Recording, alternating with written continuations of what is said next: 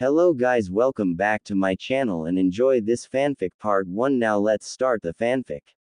Danzo isn't surprised often, but even he couldn't hide the look of shock that spread across his features. The Mangekyo Sharingan at that. So the old war hawk would be equally as qualified to teach the little shit. So please give me one more reason I can't have Uzumaki Naruto. And if I am somehow forced to be his sensei, I will make his life a living hell. You don't like it, I will surrender my Hittite and move on to greener pastures. A friend to Konoha, but never again a shinobi under its banner. And before one of you threatens to rip out my Sharingan, remember it is just that. Mine. I was gifted it by Uchiha Obito on his deathbed and it was confirmed by my teammate Nohara Rin at the time, and my sensei, the Yondaime Hokage. Might I remind you, accepted that fact and documented it in the Hokage STEM document system, which is tamper-proof. Kakashi released a large amount of killing intent upon the combined room of civilians and shinobi alike. No one had seen Kakashi this dark and quite frankly scary in many years. Not since he lost his sensei. They forgot for a brief moment that Kakashi was feared across all 5 great nations as the A, bordering on S-rank shinobi, Sharingan no Kakashi among other monikers such as Reikiri no Kakashi, as only one person ever survived the attack to tell about it. Upon Kakashi's revelation of Danzo's Sharingan, 4 members of Anbu appeared before Danzo in a protective formation. The lone Nara in the room, and Jonin, commander of Konoha's forces, sighed and said, "Troublesome. Okay. Here's what's going to happen. Everyone is going to stand down, or there will be unrest here today, and that is something none of us really needs. I vote to put Uzumaki with Hitaki. We can't afford to lose a shinobi of Hitaki's skill over some bigoted civilians acting foolish." No one moved as even they knew not to mess with a pissed-off Kakashi.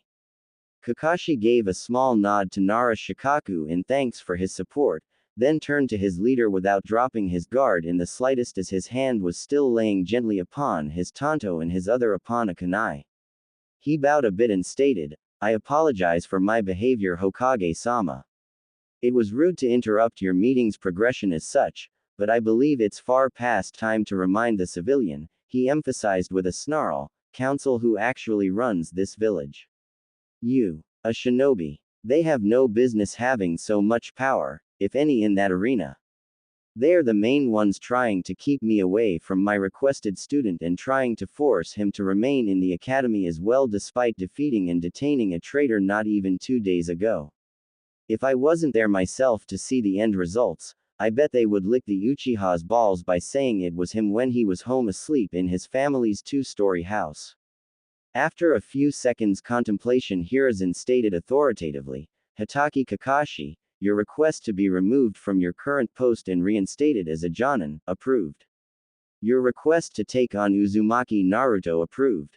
Should I perish before Uzumaki Naruto proves his boast of taking my hat, you, Jiraiya, and Tsunade are my chosen successors. If for some reason Danzo is not executed for disobeying my orders and manages to make a run for my hat, you are the first line of defense against it. Oh, and take the Uchiha. If his arrogance gets in the way, break him. Shatter him and build him back up. We can't have an obsessed avenger in our ranks." "But Hokage-sama," some of the civilians started. "Silence," the Sandaime Hiruzen roared again. "I am the Hokage of this village. And I'd better not find out any of you went bitching to the daimyo. He is our money, but I am the backbone to our strength. Who do you really want to piss off? Now to you, old friend. Shimura Danzo, you will be detained and questioned about said Sharingan and these agents who were to be disbanded years ago. Do not resist, or be eliminated." Hiruzen didn't like the fact that he had to do that to his longtime friend. His 2 advisors and former teammates were about to speak on Danzo's behalf before being interrupted by 2 of the Hokage's Anbu appearing before him in a protective stance. "Clear the room," Hiruzen's voice soft, but fierce. It was cleared with the exception of his 4 Anbu and Danzo and his 2 Anbu loyal only to him. Has it really come to this? Have you the desire to be Hokage so bad that you would blatantly disobey my decrees and lurk in the shadows when such services are not needed, currently? Danzo sighed as he slowly stood in preparation of what could possibly be a cage-level battle of two of the Leaf's oldest and fiercest warriors of a time past. If you'd shown this level of shrewdness for the last 10 years or so, I would not have felt the need to do so. I do everything I do for the sake of this village. Horizon sighed as he relayed, I know. But you outright defied me. You know I cannot let this pass. I would be seen as weak by the rest of my forces in the village. I don't want to kill you, but unless you can come up with something better, I will have no choice but to eliminate you once and for all. Especially after that stunt a few years ago with Naruto. Yes, I knew about the Nei agent. I saw the Anbu agent Inu take his head. After a moment, Danzo decided to try his hand at diplomacy. What if I could, after a few years, bring your pet Uchiha back home as a hero, without making the clan as a whole look bad? Hiruzen's eyes narrowed dangerously as he stated, I'm listening. Nearly 3 years passed. It took me a while to figure things out. I ran through the village as you've probably heard a time or 10 before, but I have had enough. The old man Hokage listens to me, and says he's sorry I am chased, mocked, ignored, and whatever else those bastard villagers deem the demon deserves for the day. Well, I'm sick of it. I am going to make some changes around here. I have to be careful though. I found one small thing. A trinket, if you will. A possible line to my past. And today, I will turn that into my golden ticket. My name is Uzumaki Naruto, and I am the one who will change this village. I will make them see past whatever darkness hovers over me. I will become the Godime Hokage. Or die trying. A young blonde boy of 10 years old received a small box left in his apartment earlier that day. His first instinct was to toss it out of the window. Only the Hokage brought him gifts, but it wasn't his birthday or Christmas. Against his better judgment, he pulled out a small pocket knife an old ramen shop chef gave him for protection in secret after seeing how Naruto was treated firsthand one day. He cherished it, and put it to good use as he carefully cut around the outside of the box to see the inside contents rather than the top. To his surprise and relief, the box was not rigged to explode. The nature of living in a shinobi village. Naruto pulled out the first item.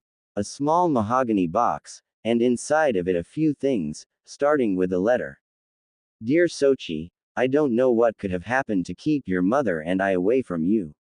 We were so excited to see you born, and decided to make this before your birth. I am your Otu-san Minato. Namikaze Minato. Naruto dropped the letter, in shock. He now knew he had the wrong box.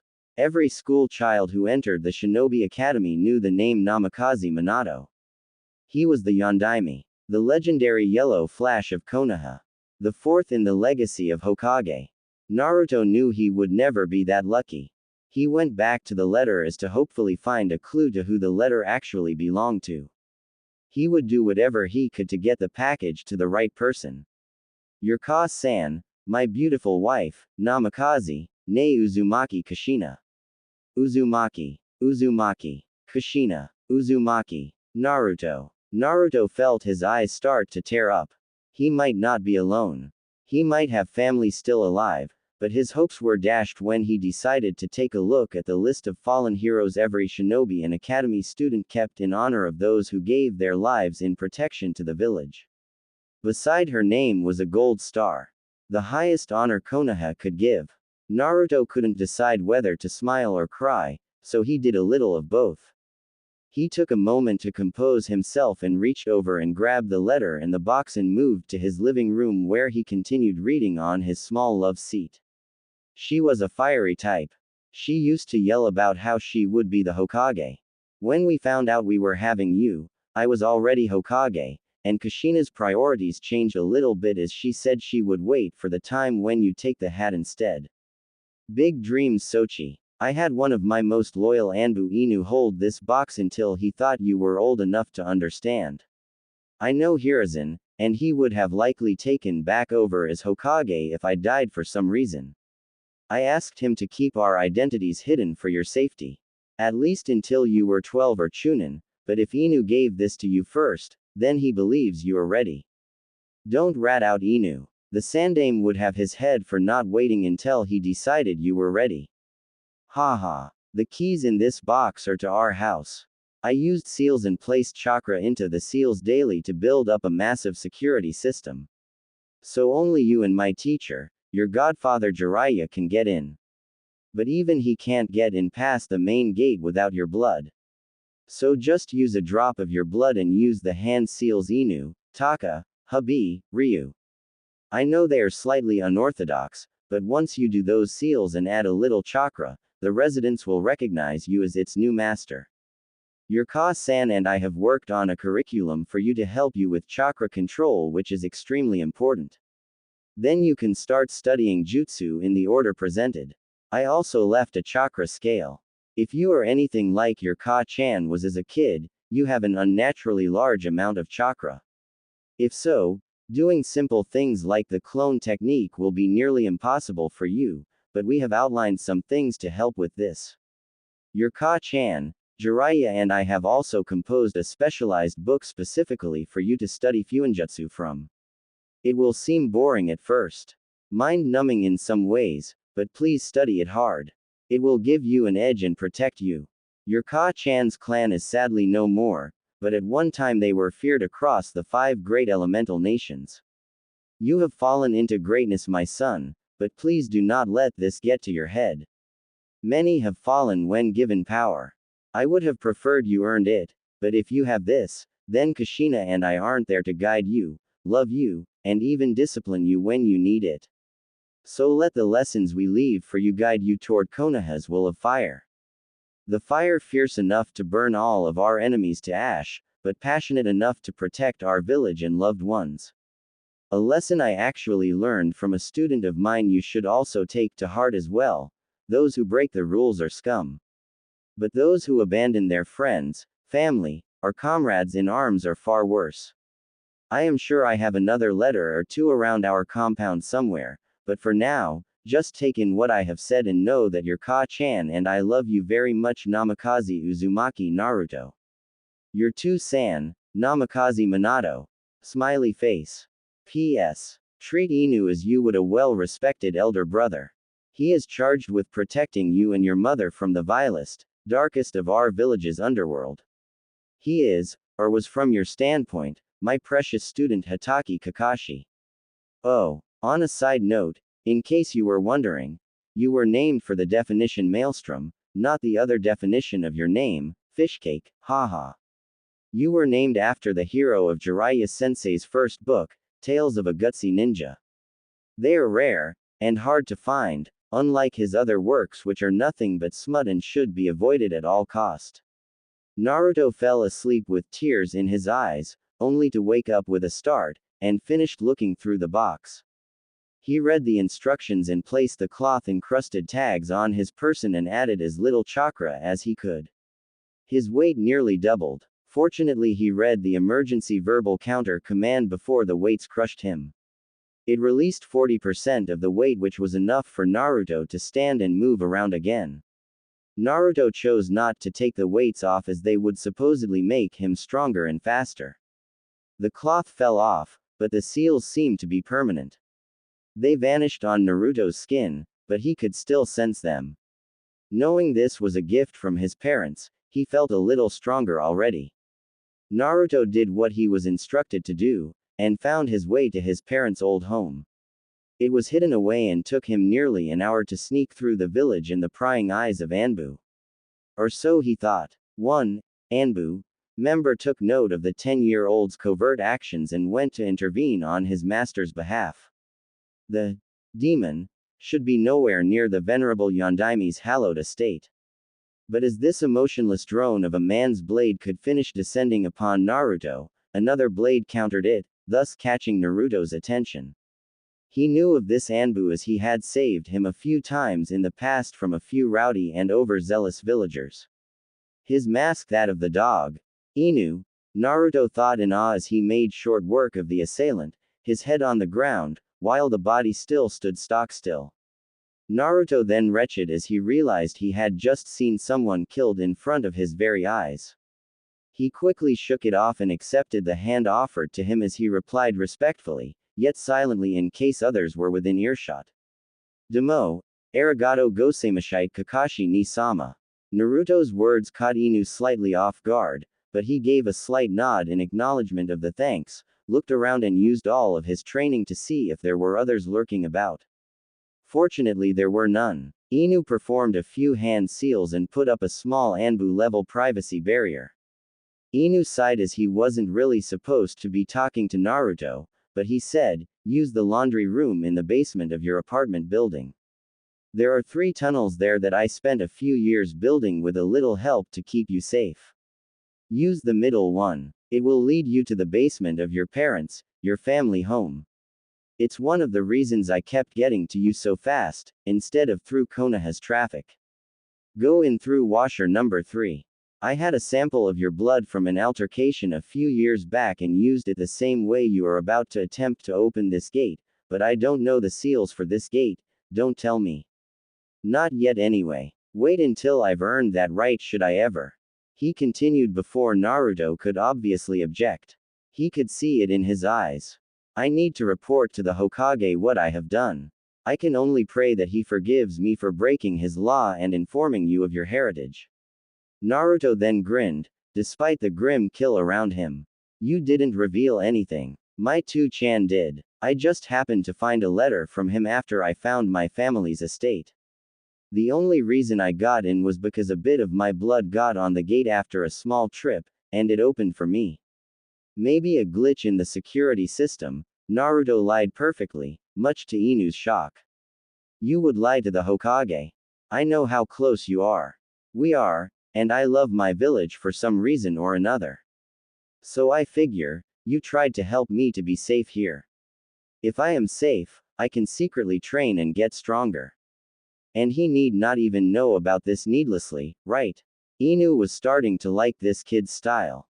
Inu turned around and gave Naruto a few seconds privacy as he performed his hand seals and drew the required drop of blood. Inu was concerned, as Naruto was not supposed to know of this place. Without turning around, Inu asked, how do you plan on keeping this place a secret? I am training to be a shinobi for a reason. Stealth, silence and ingenuity. I might not be great at the latter 2 yet, but I am getting better at stealth. I keep you boys running for a good hour or 2 searching after a good prank. That's part of my stealth training since the only instructor at the academy that seems to give a damn about me is Yumino Iruka. Now there's a man I wouldn't mind being like. I could see someone like him being Hokage if he got stronger, but not before me. Naruto added that last part as an afterthought. Inu didn't laugh often, even in his youth, but he did chuckle a little at that, as he knew of the young Chunin and his former penchant for being a Konoha prankster. Naruto realized Inu was deep in thought, but cleared his throat and got the man's attention. I was told to give you respect, and as you have been watching over me even now, where I didn't even know you were there, you've earned it. I don't really know how I can pay you back, but you have a friend and a little brother in me. If you need me, call on me. I will not forget your kindness, ever ni-sama. He said before he slowly closed the gate behind him and made his way up the yard to the house and performed the same technique. 10 minutes later, Hokage Tower. Inu arrived with a standard Anbu capture seal, but his stance was more rigid than normal. Sarutobi Hiruzen was a man in his late 60s. He did not become known as the Kami no Shinobi without being observant. His voice tired, yet his eyes shrewd ordered, Inu, report. Inu laid out the seal before the aged Hokage and revealed a masked head. The mask was the old Nei, or root Anbu, which was ordered disbanded nearly 20 years prior. While Hiruzen figured a small division of the old guard still existed under his old friend and rival Shimura Danzo, he knew that if Inu brought this forward, something damning was coming, and he would be prepared, one way or another. Sir, Inu treaded carefully. Uzumaki Naruto was training out near the old Uzumaki compound when this piece of garbage attacked him.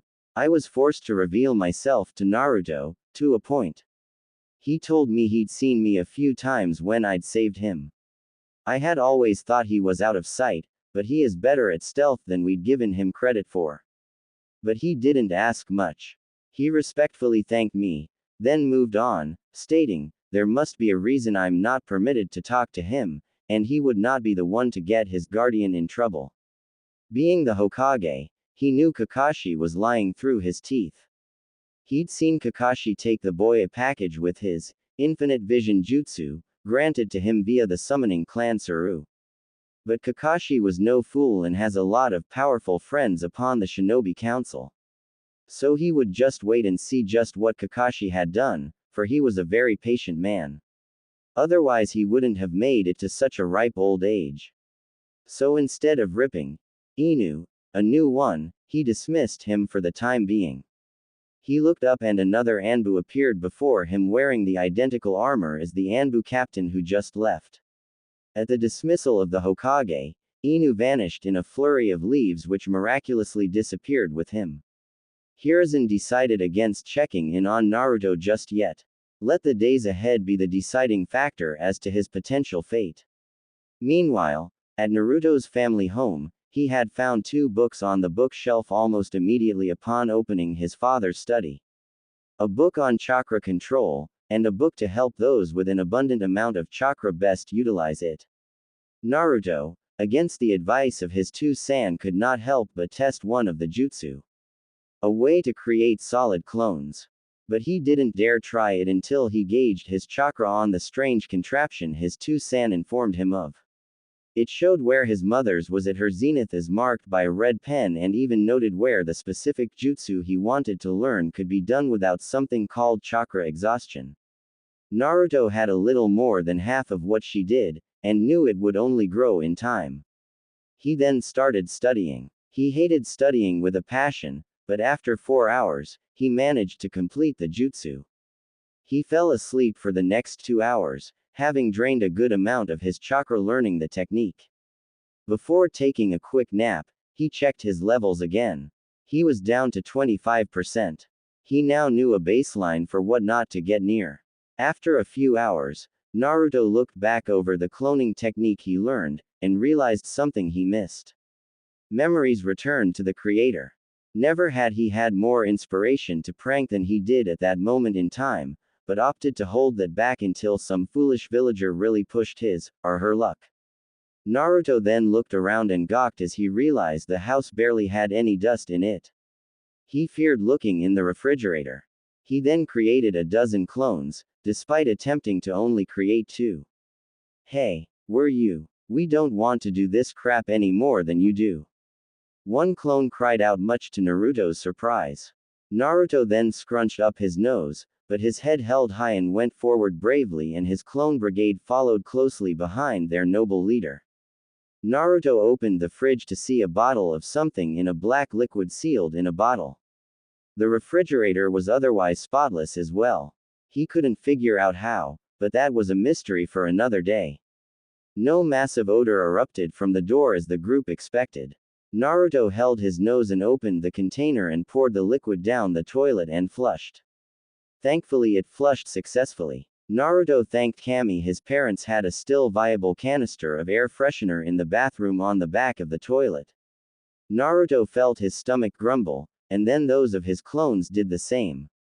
Naruto was about to slam his clones back to oblivion, but was stopped by one of them. Dude, you've got anger issues. We can dispel ourselves, or you can use the half-ram to mentally do it. Remember. Oh, sorry guys. Take it easy. Thanks for your help. Maybe we could get some ramen together next time I summon you guys, if it works like that. Ichiraku's, the group said in unison, much to Naruto's joy. They really were made of him after all. Naruto dispelled the group of his compatriots, and grabbed a backpack he found in a closet. It was brand new and had the red swirl on it. Naruto liked it. He placed some of the less important looking books into the backpack and left via the basement via Inu's instructions. He found a secret hatch below the carpet at the corner of the room. He eventually made it home, but realized he didn't have any food stocked. He took a look at the clock on his dresser and realized if he busted his, he just might make it to grab a bowl of ramen from Ichiraku Ramen. He took the bag with him as he didn't quite trust anyone to not break in, again while he wasn't home. He flew down the stairs and past the snooty landlord. Naruto pushed the limits of his muscles, having forgotten that he was wearing seals which added extra resistance. He made his way all the way to Ichiraku and slid under the curtain right as the owner Tsuki was about to close shop. "Sorry Naruto, but we're closing shop," the old man said, without malice. "Please old man, I got distracted training, and studying," he added the second part with obvious distaste in his mouth. "I didn't have time to go shopping today." Tsuki thought about making Naruto go without, to help him learn responsibility, but when Naruto mentioned studying, he couldn't help but smile a little in pride. "You're lucky, I should make you go without. But you studying is a rarity. I can't even charge you for your food tonight." Ayame. A 3-bowl Naruto special setup. A tired-looking teen with large beautiful eyes and brown hair stepped out of the back in a scarf on her head. "Ooh, my little Naruto-kun is here to see me before I go for the night," she said as she blew a small kiss at the 10-year-old. She knew he had a small little crush on her, but it was more so a brother-sister relationship, and they both knew that. "Nei-chan," Naruto whined as she poured him 3 bowls of ramen. 2 for there and 1 to take with him. After a nice meal and good company for a while, Naruto started to make his way home. But of course, somebody wanted a piece of it, or so he'd heard. Naruto watched as a large group of 15 civilians, and a few young nin surround him. He wasn't in the mood to run away. He stopped aside, and picked up a thin metal pole as he set down his food. "I'm not going to run tonight. I am not going to hide. I am only going to say this once. Get the hell out of my way, or I am going to beat the shit out of you. Civilian, shinobi, I don't give a damn. With me if you want to, and I am going apeshit tonight. You feel me? Look."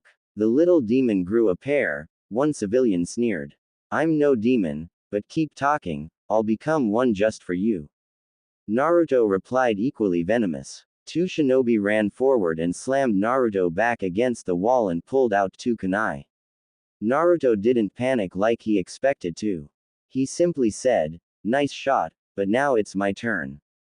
Naruto thrust his fist at the 2 who attacked him's throats, missed, as he expected, and ran up to the shinobi and ducked under a kick and grabbed the pole, turned around and swung it like a golf club up into the first ninja's nether regions. "Ooh." Most of the Anbu above groaned. They were going to interfere before Inu arrived and ordered them to stand down. He was interested to see how Naruto would handle this. "This is your last warning. Back up." Naruto all but wailed. No one listened. Naruto placed his hands in the half-ram sign and silently said, "Kage Bunshin no Jutsu." Those few words in conjunction with that hand sign, and chakra, 25 exact physical copies of the orange-wearing 10-year-old appeared. The Anbu nearly fell off the roof above him. Naruto's clones had managed to materialize the poles with them as well. The Narutos looked at the poles and grinned darkly. "Charge, Batman. Only 2 reviews. Guess I'll have to try a little harder. SM Sasuke. Nah, don't beat yourself up over it. We've got 8 faves and 18 follows on the first chapter alone. That's awesome dude. Bang bang bang. SM Sasuke. I wonder who's banging so loud. Don't they realize it's after 10 at night?" The door was broken down and an orange-clad boy in a black bandana stepped forward and stated, "You two are pathetic. I have seen poodles with more fanfiction swag than you both have. Now move out of the way, and let a master show you how it's done." Batman. "No, don't let him near the keyboard." SM Sasuke. "Why? It's his story." Batman. "But don't you remember who his canon mentor was?" The world froze for but a moment as SM Sasuke threw Naruto against the wall and drew a sword. SM Sasuke. "Smut shall not rule this fiction." Naruto. "Then you'd better get your asses in gear and get my review count up, or else I'm taking over." Bwahahahaha. It was time for the teams to be announced. Naruto looked to his favorite academy instructor, but realized something was missing. His usual caring smile reserved for his students. Something big must have happened after their encounter with Mizuki recently.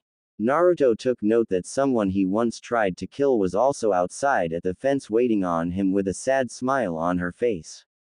Naruto had enough as he hated to see his precious people hurting. "Hey sensei?" Naruto inquired calmly. "Yes, Naruto," Uruka replied, a little more attentive. "What's wrong? I see her outside with the same look as you do." "I'll tell you soon, Naruto. After you are put on your team tomorrow." Naruto let it go. He could tell that it was really bothering him. Naruto's first big brawl 3 years passed. A purple-haired blur appeared beside the gathered Anbu on the roof of a local deli only to see a plethora of the village prankster Uzumaki Naruto in his bright orange tracksuit pants, white tee and a black bandana with a red swirl on the front tied around his head. The bandana was new to most, but still showed enough of him to be recognized.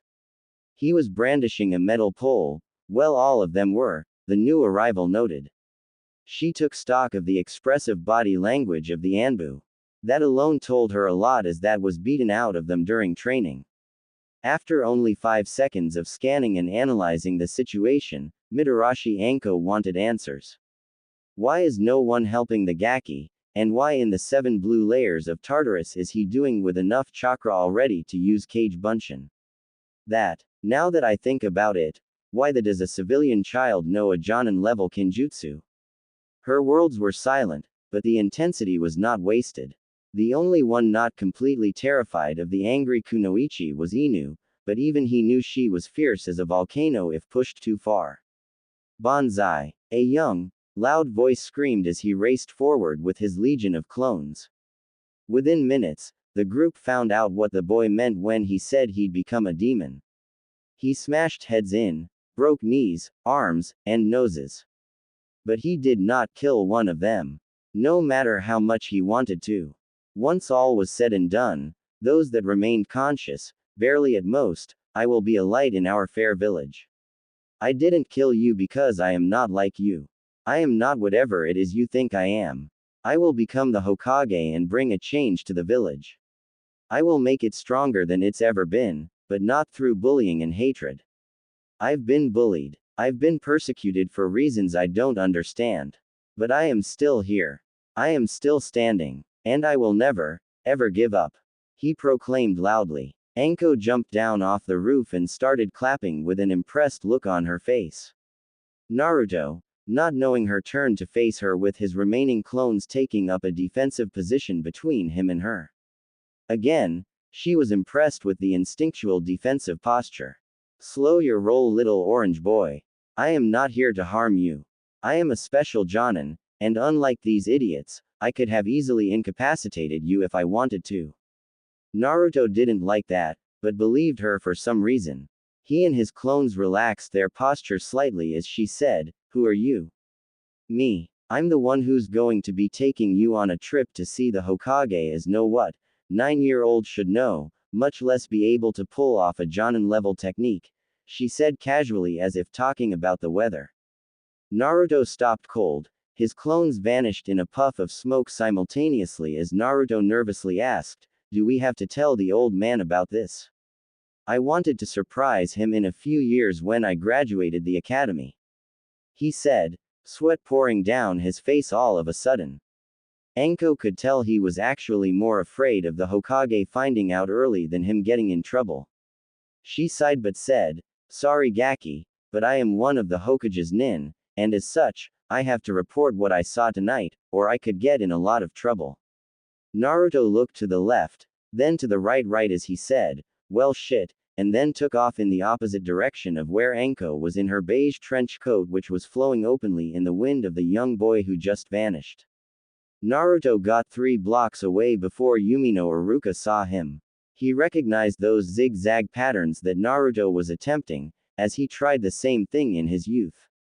Yumino Iruka was not the fastest, or most powerful of his generation, but his mind was sharp. He calculated the best route to catch someone, and did the opposite as that is likely WHT Naruto would have done. His hunch paid off as he landed next to Naruto and gave a gentle chop to the boy's neck upon seeing Mitarashi Anko after him. He would stand by the boy's side if an inquiry came up for some reason, but his loyalty was first and foremost to the village.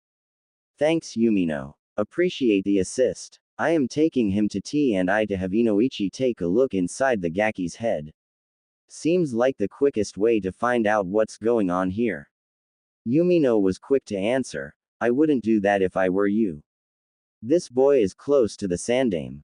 It would be much better to take Naruto to him. Anko was a little disappointed. She really wanted to see someone's brain fried like in those old commercials she used to see when eggs were fried. Suit yourself. You carry him then. 10 minutes later, after an extensive apology for waking the Sandaime up and forcing him back to the office at 10 at night. So you all are telling me that Uzumaki Naruto not only beat up a group of civilians, 2 ninja, but he also performed a classified top-secret Konoha Kenjutsu? The Sandaime asked, voice tired. The demon should be put under my care, a newly arrived Shimura Danzo stated the moment he opened the door. Killer intent was fired at him via the Sandaime and Inu.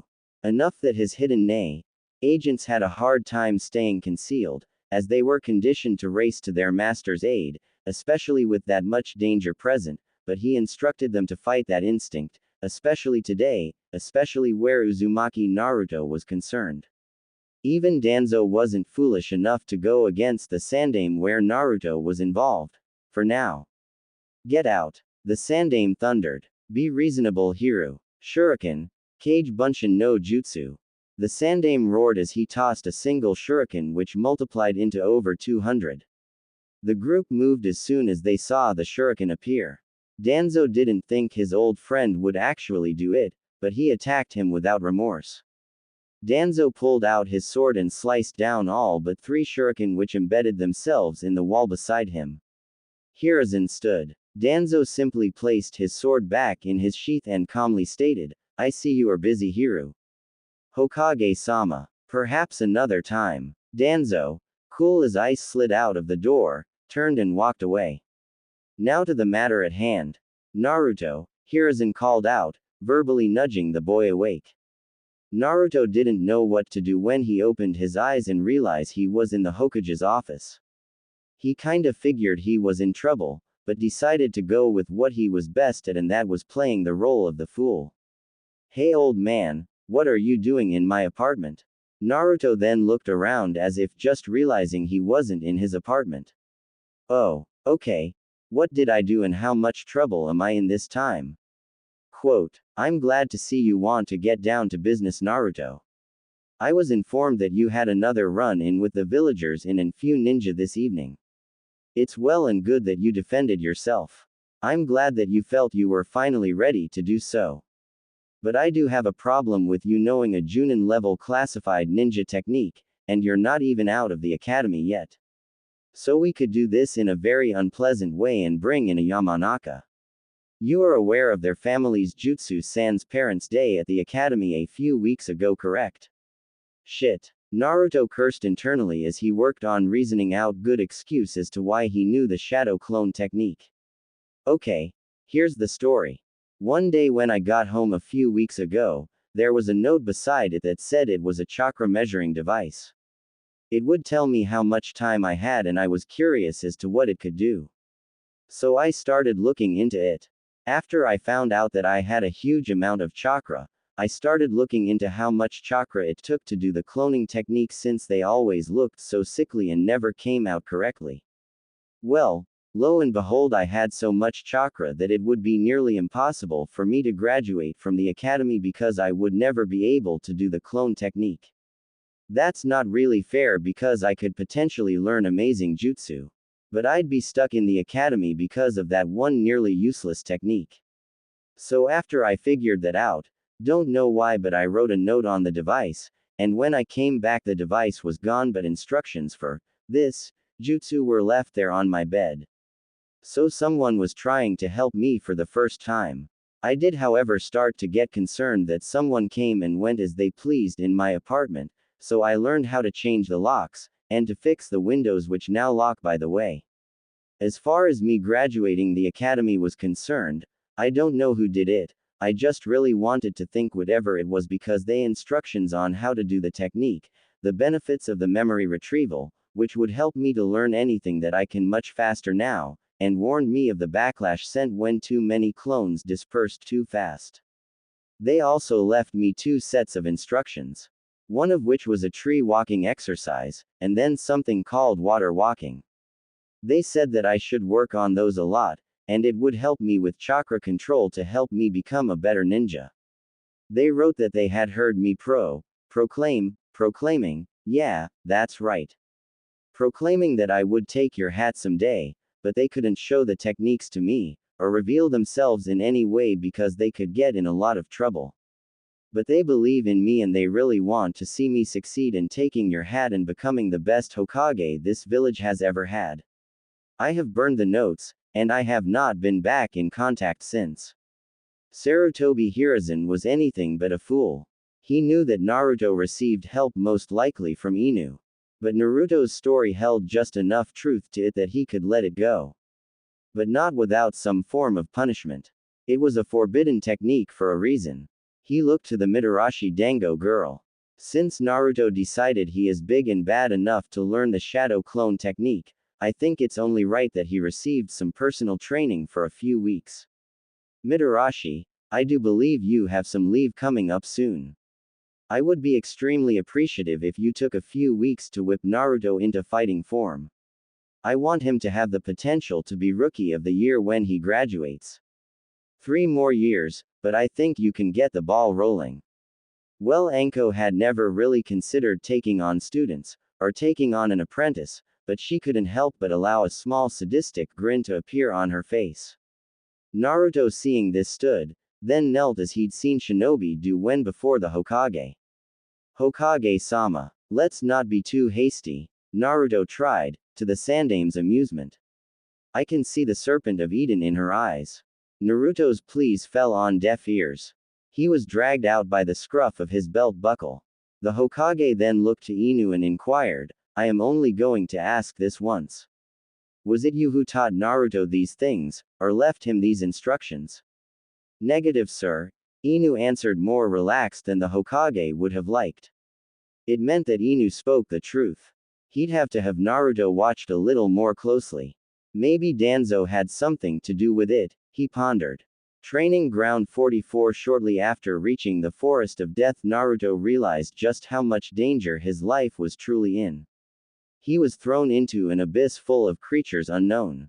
He didn't know what to do or where to go. He didn't have any weapons that he could think of at the moment or any food supplies. The crazy Kunoichi dropped him in the middle of nowhere. She left with only a few parting words. Survive the next 3 days, and I will make you one of the most vicious shinobi Konoha has ever known. While Naruto wasn't happy to be left alone, he was more than willing to do whatever it took to become the best. And the moment those words left Mitarashi Anko's mouth, she knew that he had it in him. The fierce look of determination was one she had rarely seen. She looked forward to seeing if he actually would manage to survive her training. 2 days later, 6 o'clock in the evening. Did we forget to mention it's near fall and starting to get cold? A black blur tore through the streets of Konoha. Those whose visual acuity were sharp enough to catch it saw a young boy no older than 10 riding upon the back of what looked to be a black panther. He wore a leather cloak over his torn shirt, and weathered pants. His anger was focused on 2 people at the moment. 1, the Hokage who he had grown to love and respect as a grandfather. 2, the psycho bitch who had left him to die in a forest full of talking snakes and other vicious animals. Naruto swore his revenge on at least one of the 2. As the Hokage was the leader of this village, he decided that the next best option would be Mitarashi. He was thankful that his backpack was thrown into the forest with him, as it contained a few tools from his family estate. 2 kunai which he forgot he put in there, a bowl of ramen from Ichiraku Ramen from the night of the most recent attack, and his scroll on chakra control. Those 3 things allowed him to survive in that hell for 2 days. And now Naruto would enact his revenge. Mitarashi Anko, you can run, And you can hide, but know this. You have started a war with Konoha's number one prince of revenge. The Sultan of Payback. The Emperor of Karma. And Yori's mine. Young Naruto's voice rang across Konoha. Many felt a chill run down their spine that day. Doors and windows were closed and sealed. A beautiful black-haired, red-eyed kunoichi in a flak jacket dropped down in front of Naruto and his large feline companion. Much to Naruto's annoyance, the cat didn't growl at her as he'd been training her to do over the last 15 hours. Good girl Toragami, the woman said, and said cat purred, to which Naruto's jaw dropped. From your declaration of war on Anko, I take it you are the one Hokage-sama placed in her not-so-gentle care for the next 3 weeks or so. Naruto nodded carefully as he didn't know this woman from the dirt beneath his feet.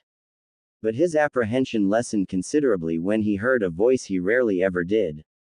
Kurenai-san. An adorable girl in a white jacket ran up beside her tutor in a protective position until she realized, nah. Naruto. Kun. Naruto couldn't help it. He grinned. Hey Hinata-chan. What brings you to this neck of the woods? Seeing Naruto in torn clothes, and a bit of bare skin, she reddened, and passed out. Hinata-chan. Naruto called out in worry.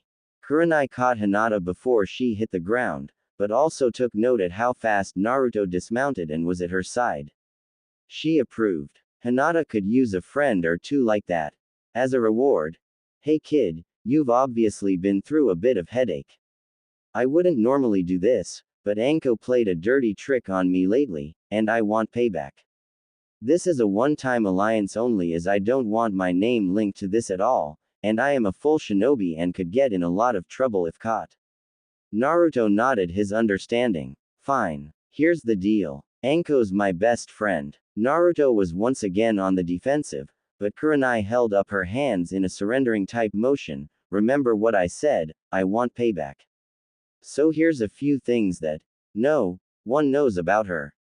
2 hours later, Naruto had made his way home after stopping in at the Yamanaka Flower Emporium and had 24 roses sent to Yuhi Kurenai, 12 from Naruto, the other from Sarutobi Asuma, whom Naruto worked out was her secret boyfriend pretty easily. Naruto also sent word to Asuma informing him that Kurenai did something awesome for him, so this was his way of saying thank you. Asuma would remember that in the future. 1 hour later, the Hokage office. The Hokage felt his head was on fire with the massive headache of what Naruto declared loud enough to be heard in Iwa. He began to wonder if his punishment was a little too harsh. Anko stood there at attention, ready to receive her disciplinary action for having the kid train where she did at his age. But much to her surprise, she wasn't chastised. Anko, I should take action for the harsh training regime you've started Naruto on, but it seemed to have had surprisingly quick results. I took a gander at what he did in there. He managed to learn tree climbing and branch leaping in a manner of 4 hours each while killing snakes, a bear, and semi-domesticating a summoning panther. So I will simply say this to you. Naruto is going to make it his life's work to make yours a living hell from this moment forward. And I have known Naruto a very long time. He is extremely inventive. Last major prank he pulled. He managed to get into the Chunin supply warehouse and stained over 1,000 vests bright orange. I will never know how he did it. Anko's mouth dropped open a little, but then regained her composure and asked, was he ever punished? No. 2 Chunin sensei at the academy pissed him off and he took revenge on all Chunin. Fortunately most Chunin still had their untarnished vest. And there was never any proof it was Naruto. None at all. And when I told you to train him, I didn't actually expect you to use Anbu as one of the methods. I am curious to see how this turns out. While this didn't concern Anko at all, she was beginning to wonder about the mental stability of the one she was tasked with bringing up to speed. Naruto. I am at 3 reviews after this long. Out of the way. Twilight evening. Batman. That's Dark Knight, you prepubescent little shit. SM Sasuke. Never. Slices through the keyboard with his blade. Batman and Naruto. What the flying bat crap. SM Sasuke. Sorry guys, but this is staying rated T. No. Heck. Not even limes if I have anything to say about it. Batman. Nightwing, Raven, Changeling Beast Boy, Cyborg, Starfire. Guest starring roles for the opening here, now. SM Sasuke's losing his mind. He's trying to take over the story. More so than even Naruto. Nightwing. Understood. Titans. Go. The Titans raced forward and cornered SM Sasuke before he realized the greatest weapon in the history of fanfiction. SM Sasuke. Deus Ex Machina Izanagi. Change the past to another fate jutsu. Batman. Number. Stop it from activating. He will try to incorporate that ridiculous plot device in the actual story. SM Sasuke. Too late. Biwahahahahaha. Now let's see what I have changed. Batman. Batman. Don't call me Batman. It sounds too arrogant and cliché. While I still hold the mantle of Batman, I shall be known as the Dark Knight, to go closer with my pen name. Bwahahahahaha. SM Sasuke. What have I done? Naruto. Can we get back to the why there isn't any Suki in this story? SM Sasuke. Kids might be reading it. What did you think this was? One of Jiraiya's books. Naruto. Okay, fine, no Suki, but at least a little nookie. We'll keep it PG and have it much later in the story, after our heroes grow up a bit. SM Sasuke, and the Dark Knight. Deal. Naruto. To the crowd, sorry guys, I tried to get some Suki. But can we get a couple reviews now? It makes these lazy bastards work a bit faster. I mean, I have seen a Naruto with more drive. Naruto knew when to leave well enough alone, despite his continued veil of being a moron most of the time. The few words he shared with his favorite academy sensei Yumino Iruka the day before carried something ominous. He went to class as usual, and ignored all of the bickering, and the fangirls that swooned over the unfriendly neighborhood emo. But that is beside the point. He recently learned that he would be teamed up with said emo and Haruno Sakura. He didn't really know what to think. His anger boiled at being on a team with the Uchiha, but he had an on and off again crush on the pink-haired princess, his Sakura-chan, much to the white-eyed Hyuga's fiery ire Naruto noticed soon after his return home.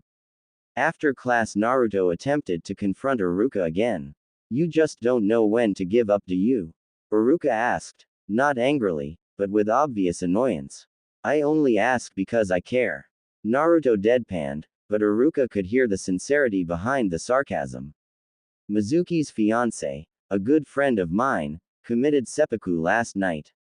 Naruto, having only known about it by description alone, nearly upchucked his lunch, but did not as he wanted to be strong for his teacher. I am sorry to hear that, sensei. Is there anything I can do to help? You're a good kid, Naruto, but worry about being a new genin while I worry about these particular problems. Naruto nodded and then stated, how about I treat you to some Ichirakus later, sensei? Iruka's jaw dropped. All pretenses of a serious conversation gone as Iruka mockingly pulled out a kunai and shook it loosely as he asked, where is the real Uzumaki Naruto? That went on for another moment or two, but Naruto decided to let Iruka mourn in peace. He was just glad he was able to help distract Iruka from the pain of loss for a few moments. As that is who Uzumaki Naruto was. A friend to those in need. Or so he'd like to tell himself. 3 years prior, Naruto's anger surged like a tornado. The naturally blue aura, or life energy which resided within him, was enveloped by a cloak of red with a not-so-vivid shape. Before she could speak, Naruto propelled forward, which ripped his floor up beneath his feet. Upon hitting the young violet-haired woman, she disappeared in a plume of smoke, dropping the letter which she once held. A cage bunshin, Naruto roared, as the floors and walls began to crumble in his rage. Naruto closed his eyes for a few seconds in hopes of trying to calm down. But he failed. That woman had gone too far. Naruto had never felt such rage. He didn't know how, but he felt the kunoichi of his ire's chakra trail. It reeked of fear. It being her chakra, Naruto narrowed his vision in on what was the forest he was just trapped in recently. His eyes opened, He grabbed his box to avoid further desecration of his parents' artifacts, then he leapt upward, tearing through the ceiling, and thus the roof of his apartment building. He blazed forward over rooftops like seasoned nin, a barefly visible red glow adorning his body. He finally made it to the gate at which he escaped the nightmarish hell that was what he learned was called the Forest of Death, by those who had survived its tests. Naruto sped by so quickly that he didn't even realize he tore through the Anbu traps they quickly set up to contain him. They followed at a safe distance as to not draw in civilians. Inu and his partner Tenzo took the lead as they were likely the only two outside of the Hokage who would be able to subdue Naruto without killing him. Naruto raced through the forest like a madman, almost completely lost to the hatred built inside of him. Anko on the other hand had finally regained her senses. She remembered that feeling. She knew it well. It was what killed her father nearly 10 years ago, and left her alone. She then took a moment to realize what happened. She sent a clone to the Brat's house to learn a bit more about him on a personal level, as she was going to be the one to train him up for a while. She found a hidden compartment, one an Adept Academy student might have been able to find with a little trouble, but for a full-fledged shinobi, no challenge at all. But what she read could have changed the very foundations of Konoha forever. He was the son of the Yondaime Hokage, and Konoha's red-hot habanero. Anko suddenly flipped out of the way as red-encrusted fist nearly took off her head. She was disappointed in herself, but didn't have time to lament that. She flipped back again, and drew a kunai. Stop, damn it, Gaki. Anko swore. Kill her. Make her blood stain the very walls of Konoha. A voice rung out in Naruto's head. A voice he didn't quite hear, but the emotions were there, loud and filled with hatred. You broke into my home. You learned something that I was supposed to take to my grave. I will kill you to make sure my parents' secrets remain safe, and find a way to burn my body to powder to preserve my family's secrets. Two more figures appeared, although there were obviously more. Naruto's anger did something to him. His usually inept mindset sharpened like a finely sharpened katana. Naruto drew his own kunai, but instead of rushing forward, he placed his hands in his newly learned seal and silently called out, Kage Bunshin. 40 identical clones appeared. The one in the foremost front asked, so, he licked the flat of the blade then asked, how much blood will my blade draw this night? Without waiting for an answer, he and the group of his identical brothers nearly vanished in a burst of speed unnatural for someone of his reported skill level. The two Anbu who arrived sped forward as well and started cutting down the clones as the original stayed put.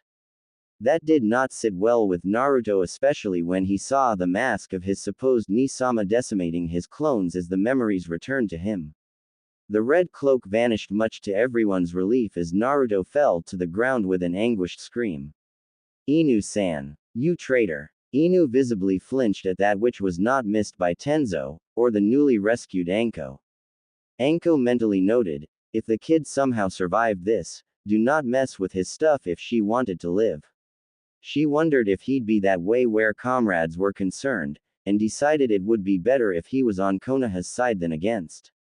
Naruto's box already picked up by Inu as he slowly walked over to Naruto, Tenzo already in position to activate his special and extremely rare Mokuten wood release to suppress Naruto's special red aura now that he could get close enough to do so.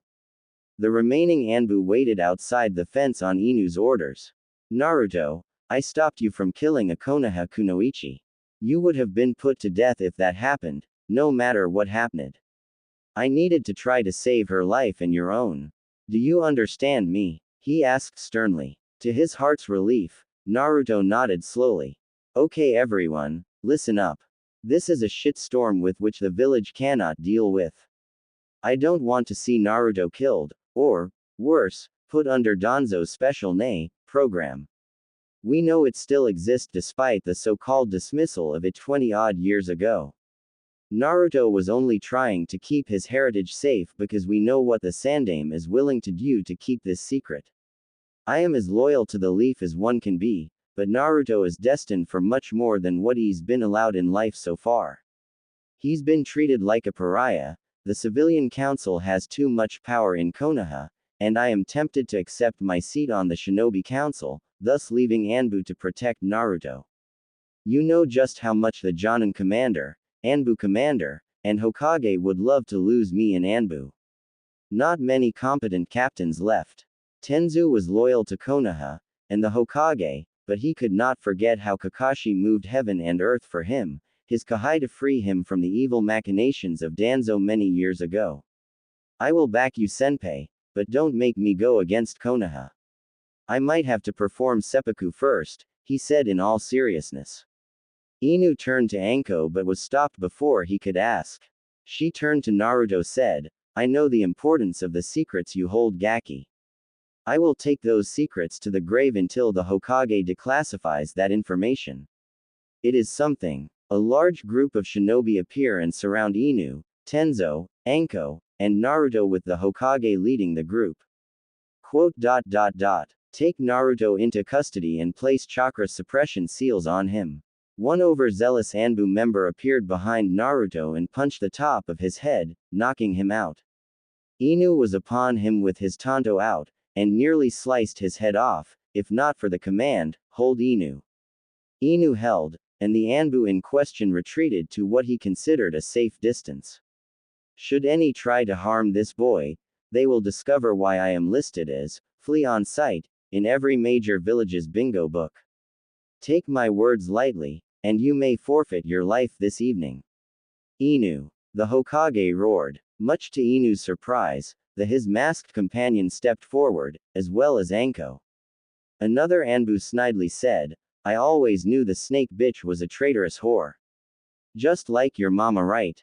Anko replied deadpan. I am about as much of a traitor to the leaf as a newborn child whose choices in life were taken away from him because of the circumstances of his birth. I don't owe the brat anything now that I think about it, but after learning a few things, I cannot in good conscience leave his side. I will protect him, she declared quietly as she raised her kunai. Naruto's face lighting up as he saw people blatantly fighting for him for the first time. People that actually cared for him, and did more than just said empty words and gave empty promises. Enough, Anko, the Sandame said, not unkindly, but with an authority with decades of practiced patience. We will be taking the boy in. I have discovered that he knows things he should not at this age, and must do all I can to ensure he forgets them, distancing himself as much as possible from Naruto so he would not mentally break down and give in to his inner grandfather. I'm sorry, Hokage-sama, but you know I can't allow that to happen, considering his particular situation. It could destroy his mind, or the Yamanakas who'd try the technique. This is not up for debate, Inu, he said a bit more harshly. No, it's not, Inu said as if he was taking an afternoon stroll. He lifted his hitai-ite. Every member of Anbu by the Hokage's side took a single step back. Anko, Tenzo and Inu went into different stances. Ninjutsu seals, taijutsu positions respectively. Hiruzen Sarutobi sighed. He really didn't want to lose those three, but he would take Naruto back by force if he needed to. Finally fed up, he simply lifted his hand, and a horde of Anbu and Jonin hidden in the back flew forward like the fiercest of rabid animals. Naruto watched as kunai clashed, katana slashed flak jackets, and shuriken fly through the air at amazing speeds. He finally decided he could no longer do nothing. He thought back on the few tactical lessons he learned in the scroll he took from his parents' estate. He crossed his fingers in anger as he looked at the Hokage. This did not go unseen by Hiruzen. With a saddened heart, he cracked his knuckles as Naruto called out, Kage Bunshin no Jutsu. Upward of 1,000 clones appeared and raced toward trees, punching and kicking, enemy, shinobi as fast and as furiously as his 10-year-old body could. He and his clone army, those that were left, started climbing up the trees, and made it up as high as they could. Naruto ordered them into attack. The remaining 200 clones attacked from the sky while his ground forces kept them from being noticed as much as possible. Naruto's eyes teared up at the idea of fighting his Jiji. The man who had protected him. But tonight he was being treated like some sort of tool or weapon. Naruto grabbed his head in pain from the backlash of so many clones being dispelled at once. But he was determined to not give up. Naruto, the Sandame called out from slightly across the field. You must stop this. You know the Kage Bunshin is a dangerous technique that you obviously aren't ready for. Let me help you. You old man. Naruto screamed, his tears now covered his face. You lied to me. Told me you didn't know who my parents were. I had to accidentally find out by a scratch letting me into the Uzumaki compound. A drop of blood was all it took to tell me everything I needed. I also read up on how to change it just enough that blood is no longer enough to open it. The secrets of my clan are for me and me alone. The moment Naruto revealed that, the Sandame's grandfatherly veneer vanished, and he raced forward at imperceptible velocity. He was upon Naruto, who brought his hands up in a protective position above his head. Before the Sandame could do anything, Inu appeared before him at equal speeds and sliced downward with his tanto. The Sandame managed to flip out of the way, barely. Inu, otherwise known as Hitaki Kakashi. You have attacked your Hokage. You know the sentence, he said sadly. Execute him. Damn it, senpai. I told you not to put me in compromising positions. Tenzo complained as he stood side by side with his oldest and dearest friend. Inu, now identified as Kakashi, quickly raced through a long sequence of hand seals before the first shinobi could get within 10 feet, and he called out, Suiten, Great Water Dragon no Jutsu. A small riverbank was near and Kakashi managed to call forth a dragon with a small waterfall's worth from the lake. The mighty beast-like apparition descended like the hand of Kami, delivering his swift and righteous wrath. Even the Hokage was thrown back in surprise that Kakashi had that kind of power. Before another move could be made, a loud thunderous whistling sound could be heard. It got louder and louder as an equally thunderous voice could be heard, Konoha's bringing down the house jutsu. Scatter! Anko ordered her group, and the Hokage's group did the same as they knew what was coming. A massive figure fell through the sky and slammed onto the ground, and the shock waves sent everyone flying back. The massive figure's appearance now clear as a toad of the Myoboku clan drew a large naginata and slammed it into the ground as another figure leapt off of the top of Sad Toad's head. Landing, this tall, long white-haired man landed with a thundering roar of his own. His covered in the markings of the legendary Sennin, or sage mode of the Gamma toads. His nose exaggerated in size and warts visible due to his technique. This man took a quick glance around, and upon seeing the Hokage, and focused on the older man as he asked, Where is he, sensei? We can talk after this situation is handled. Jiraiya. Kakashi has turned traitor, and it seems as if Anko and Tenzo have joined him. Ignoring his Hokage's words, he asked again, but with a much darker tone. Where is my godson? I won't ask a third time, sensei. Sarutobi froze in shock from his most loyal student's behavior. Jiraiya Daichichi? A small voice asked from behind Kakashi, who was still on guard. Jiraiya sighed. Yeah, kid. And before you ask, I was ordered to stay out of the village and away from you to protect you. I am breaking the Hokage's law to be here now, but I have the daimyo's backing to which not even the Hokage can stand against. Hiruzen's old eyes narrowed as he asked, What is the meaning of this? A few days ago a seal appeared on my arm. That seal was made by Kushina and placed on me as a fail-safe in case something ever happened to her and Minato. If the family property was not touched for over a year, and then someone gained access, then Naruto was likely still alive. You kept me away from the village to keep this hidden from me. Be glad that Tsunade has not been made aware yet. His voice still cold, but it wasn't that which made the old Hokage shiver. It was the thought of his other remaining friendly student Tsunade that he feared. Especially if she found out he had hidden Naruto from her. I was on my way back when I decided to take in a quick stop with my old friend the daimyo. We drank for a bit until the tale of Namikaze Minato and Kushina Uzumaki was finished. I explained the difference between the refrigerator and food inside it. Jiraiya stated carefully. And after 3 days of correspondence by summons and Inu informing me of what Naruto has been through, the daimyo was more than willing to grant me these official decrees. He took out, and tossed over to his sensei. Said sensei could tell they were copies, as Jiraiya was not stupid. Jiraiya then continued, anyone seen as helping Naruto, especially in his time of need, will forego any charges, and be granted a commendation for their bravery considering what he holds. Hiruzen was seething. He truly did love Naruto, but could no one else see that he was doing this for the boy's safety? Jiraiya intervened before that argument could be made. I can see you are torn, sensei. But know that I am aware of how much you care for him. But your methods were meant for a time of war. We are not in wartime, sensei. Save that sort of thinking for the old war hawk Danzo. I am taking Naruto, and his bodyguards here out of Konoha for a while until things cool down. Stay off the Uzumaki property. I will reinforce the seals as well. Tsunade will be glad to hear she has a family member left. That bit of information caught most of the nin there off guard. The demon was related to one of the legendary Sannin, the granddaughter of the first Hokage himself. Her grandmother was an Uzumaki after all. Jiraiya reminded. Hiruzen had no choice but to acquiesce to his student's demands. There were far too many witnesses to make it all disappear quietly. Naruto will return in a year or two. I will have made sure he learns what he will have needed to in the academy as well as a few other tricks to give him an edge. You need to get your house in order, sensei, or find someone else to wear the hat. Jiraiya walked over toward Naruto.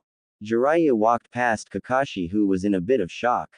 He placed his hand down to the area where Naruto had been knocked back by the crash of the giant toad. Naruto took the offered hand as he said, "Hello, Naruto." Naruto's eyes teared up joyfully as he jumped forward and wrapped his arms around Jiraiya's torso.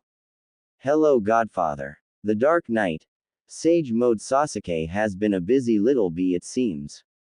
He snuck ahead and wrote 2 chapters for your beautiful people with the 2 prompts I gave him. I thought it would only be 1 chapters, but can't complain. It looks pretty freaking awesome. Naruto. I am so going to kick Tsunade's. Sage Mode Sasuke. What's wrong, Naruto? Naruto. You wrote the freaking chapter. You tell me. Sage Mode Sasuke. Udo. Let's not keep the good people waiting, Naruto. Wait. Put down that meat cleaver. Wait. What do you need that nutcracker for? We're out of nuts. Oh shit. The Dark Knight. On with the show. Oh, wait. The guest who wrote something or other about Hinatits has all but made this a Naruhina story.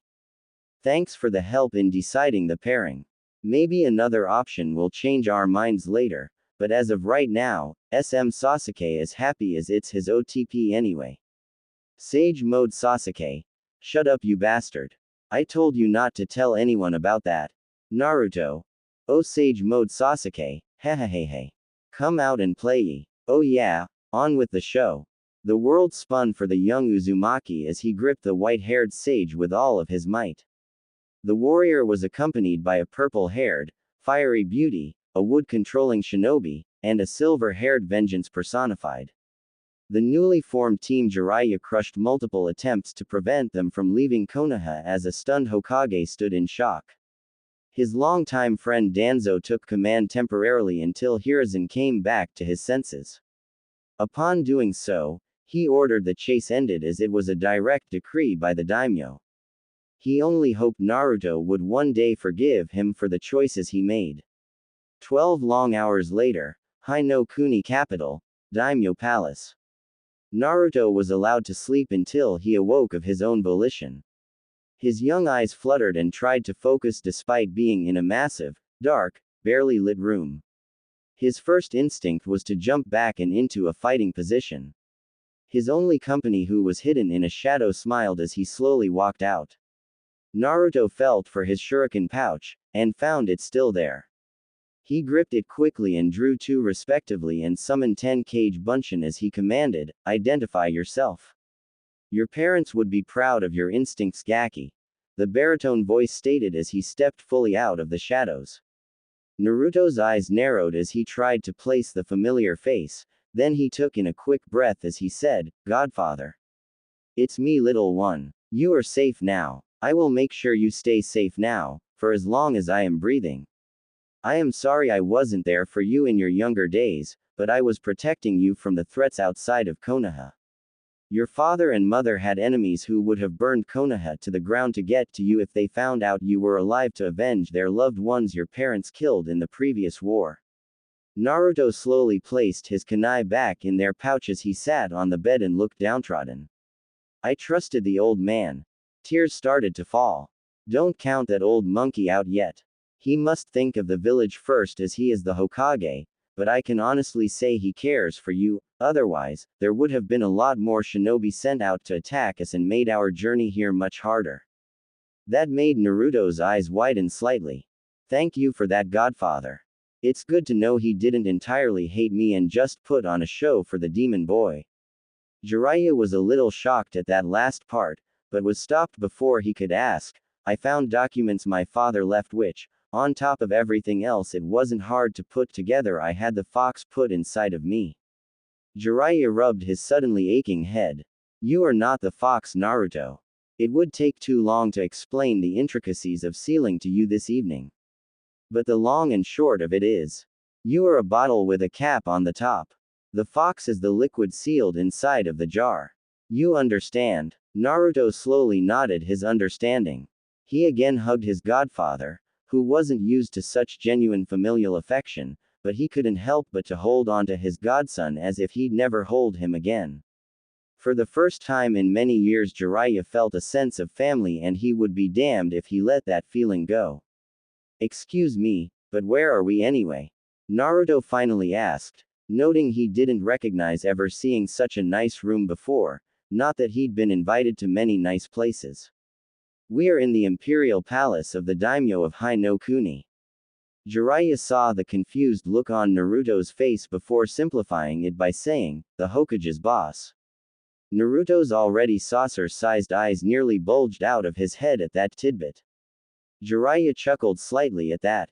He heard about how bad you were being treated and insisted you be brought here to be trained in the ninja arts. Old school training. Not that crap they teach in the academy. That way you can defend yourself. To Jiraiya's surprise, Naruto interrupted him with the oddest request. Will I be able to return? Jiraiya's heart nearly froze at that. Why in Kami's name would you go back after the way people treated you? I still have a few people in Konoha who I looked up to and looked after me. I will become Hokage and make changes in that rat hole of a village, and make it something our daimyo can be proud of. Jiraiya's pride in his godson soared beyond the mortal coil. He knew what he had to do. He would teach his godson how to be the most fearsome shinobi the world had ever known. He would leave Minato's former legacy in the dust. His godson had what he respected the most in a ninja: guts. After a few more minutes of connecting with his godson, he wished him a good night and met up with the daimyo, who insisted on speaking to Jiraiya after Naruto woke. The daimyo's conference room, and he should not be allowed to go back to that shithole until it's been cleaned up and a new Hokage has been put in place. The daimyo ranted at how the young Namikaze had been treated. Not wanting to betray his sensei, despite his own anger, Jiraiya stated, I don't think it's all on Sarutobi Hiruzen. I know you have a vested interest in Naruto's well-being, your grace, but I must ask that you hold back your wrath, sir. Hold back my wrath. The daimyo exploded. My wrath is held back. If not, I would have ordered your secret forces directly under me to burn Konoha to cinders, Jiraiya. Please, sir. Jiraiya pleaded fiercely. Don't make me do that to my home. I will make them see reason. Or at least those who matter. The daimyo had rarely ever seen Jiraiya lose his composure under any circumstances. That slowed his tirade to a stop. He took his seat again and sighed, took a sip of his imported wine as he tried to compose himself. Damn it, Jiraiya. I will not be seen as weak as letting someone of his pedigree get treated like dirt. He is of royal blood.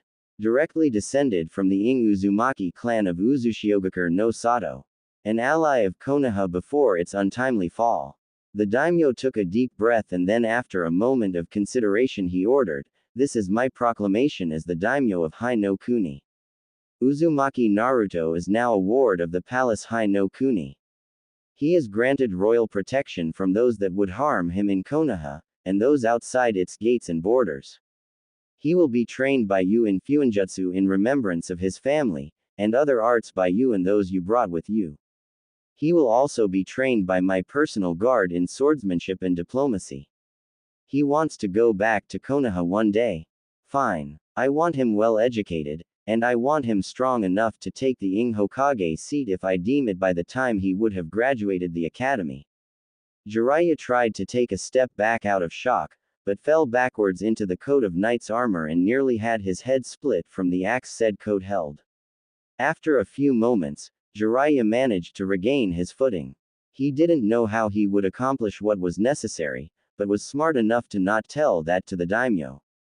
Jiraiya was sweating as he received a nod.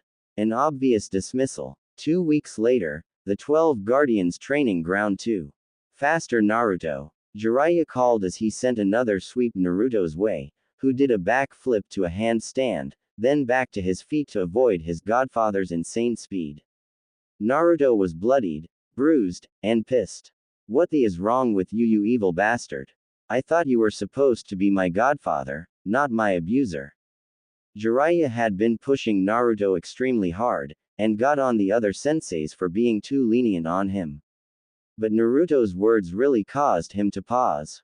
They really hit a sore spot, and hurt him deeply. "Abuser." Jiraiya stopped his attack and asked sadly. "Yes, abuser. I know you told the daimyo you would whip me into shape for some reason, but I have gotten beat by you more than I ever got back home. I have had to be healed by the palace medic Nin every day for 2 weeks." Naruto retorted angrily, but stopped upon noticing Jiraiya's face. He usually didn't wear his emotions so openly, but he looked torn to Naruto's young eyes. "Okay. Maybe I have been pushing you to the breaking point. Maybe." Naruto spat rhetorically. Jiraiya knew that if he didn't tell Naruto something he would lose the little trust he'd established with the boy. He sat down and motioned for Naruto to do the same. Naruto released his angry stance, and sat across from Jiraiya.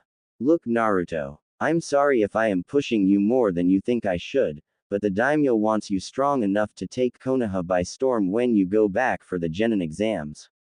He wants you strong enough to take on a certain super powerful jonin.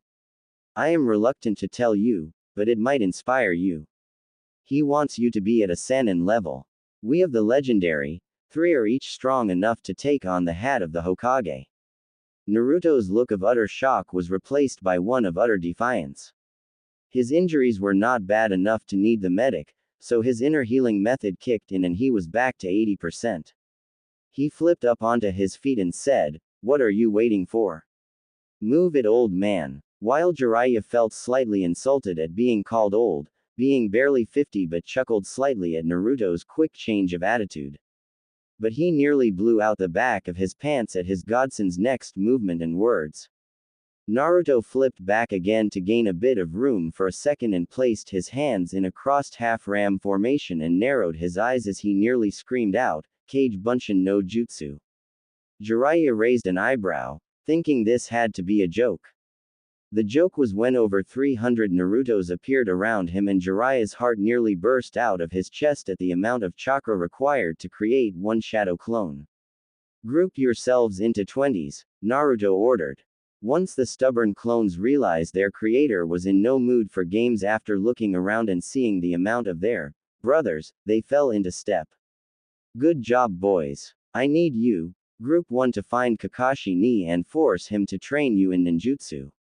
If he doesn't, steal his orange book, and warn him I have tons of chakra left, so if he destroys you all, I will send more and more until he relents." "Clear. Crystal clear, sir," they called back enthusiastically as they would get to mess with their new perverted older brother. Naruto realized how much of a pervert his brother was as he glanced at Kakashi's open book on his nightstand when he was tasked with waking him up as part of Anko's training. "Group 2. Find Yamato and ask him to help on your base swordsmanship skills until the 12 are free to help. Group 3. Find Anko and have her help with stealth and etiquette classes. Upon hearing stealth, the group was excited, but remembered Anko's last etiquette class and groaned. No whining. You all heard what our arrow godfather said, right?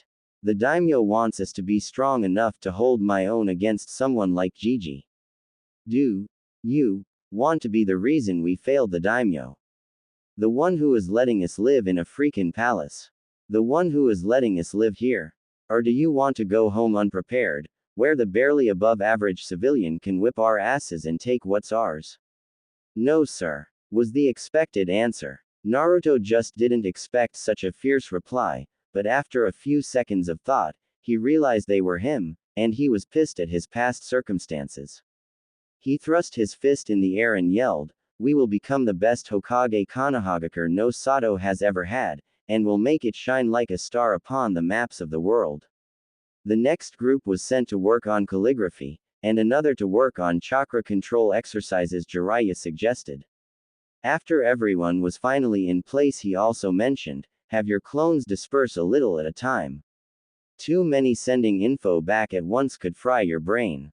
A chill went down Naruto's spine, but he carefully created 5 more clones and sent them off to get the word out. Jiraiya-sama, a young warrior in training, called as he raced over to him, nearly out of breath. Daimyo sent me with this pouch of jewels and. Slow down, kid. Breathe, Jiraiya suggested good-naturedly. The young man nodded in appreciation and took a few seconds to catch his breath before continuing. The great monolith, our king and master, the daimyo Kirito-sama has requested that you bring Tsunade here to assist with Master Namikaze's training. Uzumaki, Naruto interrupted ubruptly. His eyes sharp and unrelenting. I'm sorry, the young man asked, confused. My father is of the house Namikaze. He sighed, but I have been in Uzumaki all of my life. I will honor my mother's clan by keeping the name I have grown accustomed to. I am Uzumaki Naruto of the Uzumaki clan, he said quietly, but with a fierceness which left no room to argue. Well said, young man, a voice said from behind him. Naruto swung around and flipped backwards and into a defensive position. Who are you, and how did you sneak up on me? Naruto asked as he pulled out a kunai. Jiraiya was upon Naruto and quickly took the kunai, much to Naruto's shock. Naruto, it's not nice to attack our host and leader of all of Hai no Kuni, he said in hopes the daimyo found the even humorous. I approved, Jiraiya, but I should not have been able to sneak up on him. I was only trained up to a high-level chunin in skill level before I was required to take over as daimyo. Jiraiya's shoulders sank, but daimyo or not, Jiraiya had to make something clear. Please forgive my impertinence, daimyo-sama, but your expectations of Naruto being cage-level shinobi in 3 years is nearly impossible, even with his insane cage bunshin method he just revealed. Maybe Hai Jonin, if, and only if, we don't allow him to have any more of his childhood and fill it only with training. Daimyo Kirito was slightly pissed, especially since Jiraiya brought this up in front of Naruto, but found wisdom in the sage's words. He lowered his head slightly in thought. After a moment he said, you are right. We shall push young Master Nami, but stopped in slight amusement at the young Uzumaki's glare. Excuse me, I must have misspoke. I meant young Master Uzumaki's training. I will personally assist with the political details of ruling as those laws were pounded into my head.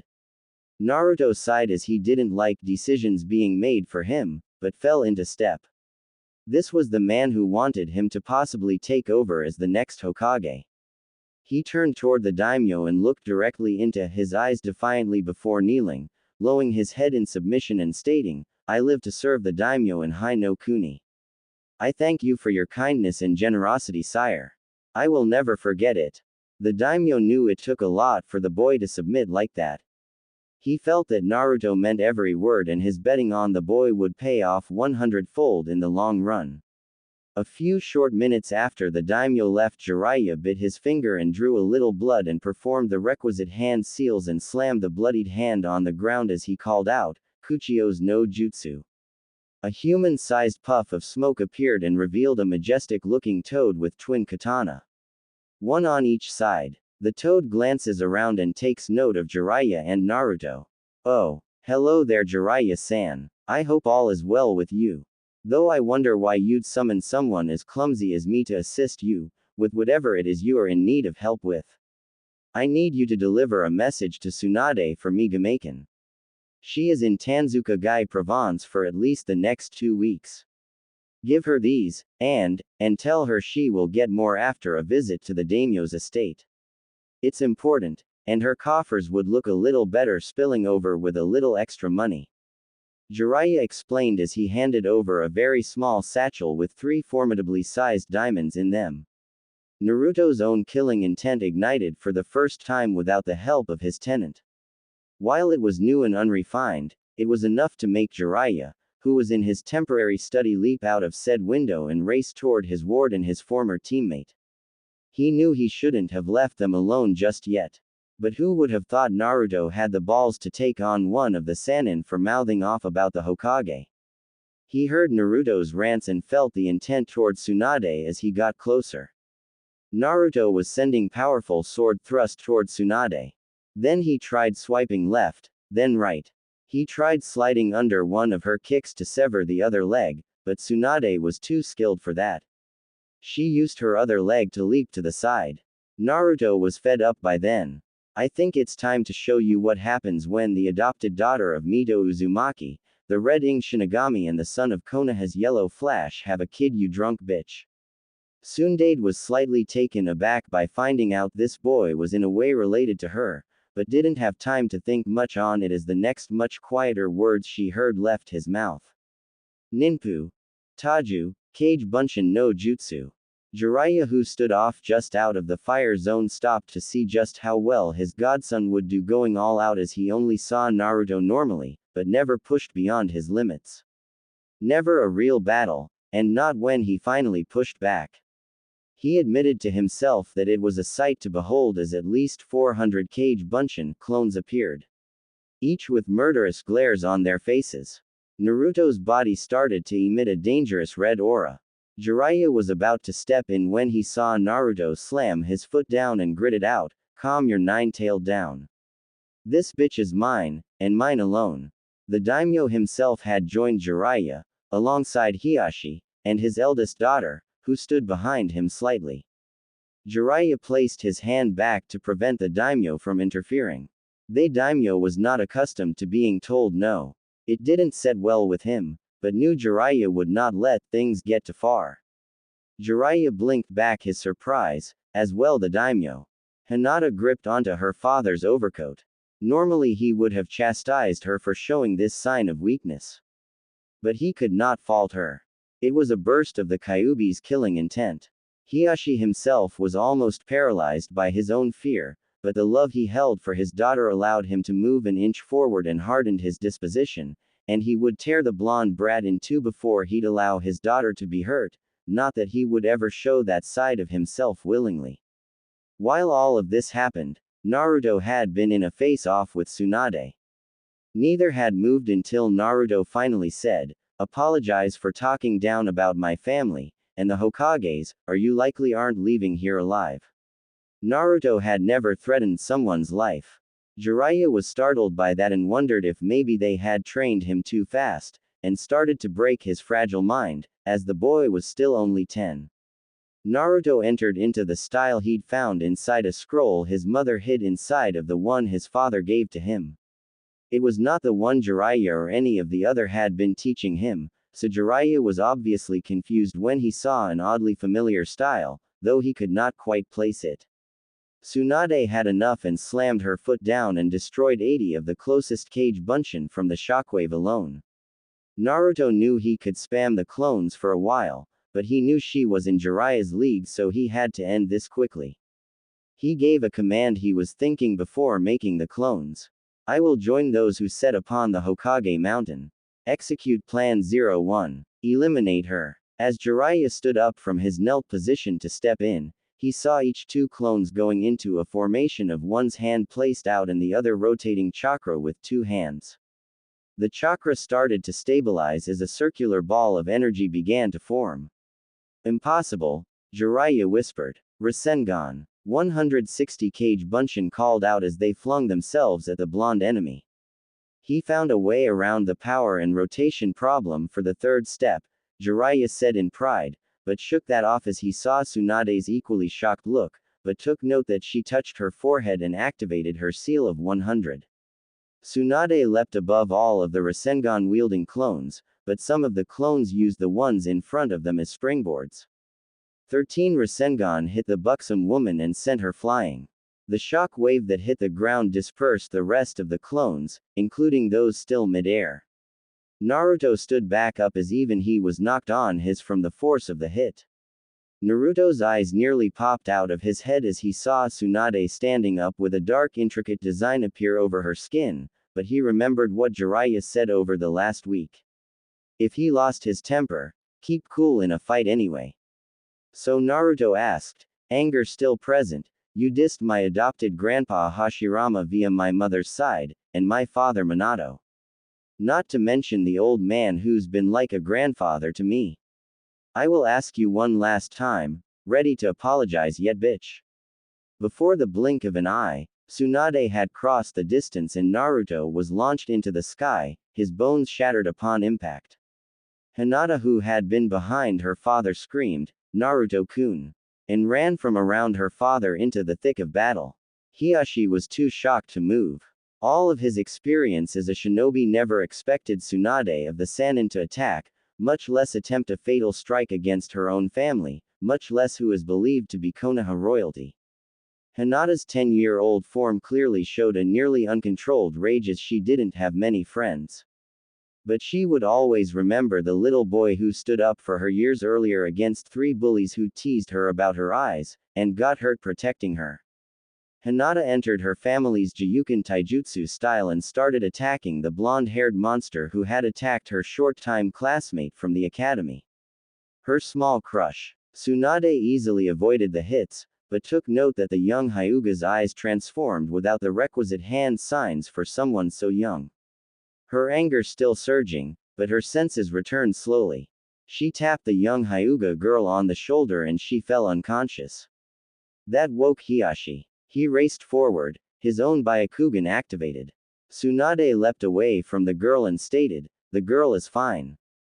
Just unconscious. Hiashi glared at her and said, you'll be lucky if you see freedom again. And if I have my way, your life will do just as well. While this was going on, Jiraiya, who had not been gathering natural energy nor drew blood, managed to subconsciously pull his 2 Senjutsu Toad Masters Fukasaku, and his wife Shima appeared on his shoulders in puffs of smoke and Senjutsu energy was racing toward Jiraiya at extremely dangerous speeds. Too much for the special staff strike to work to dispel the natural energy. Without words they focused the energy and activated Jiraiya's now nearly complete Sage mode.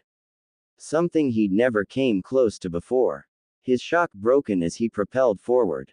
The man's speed was superhuman as he managed to reach Naruto before he hit the nearest tree. Fukasaku and Shima were barely able to remain on his shoulders. Jiraiya cradled the boy Naruto, tears forming in his eyes.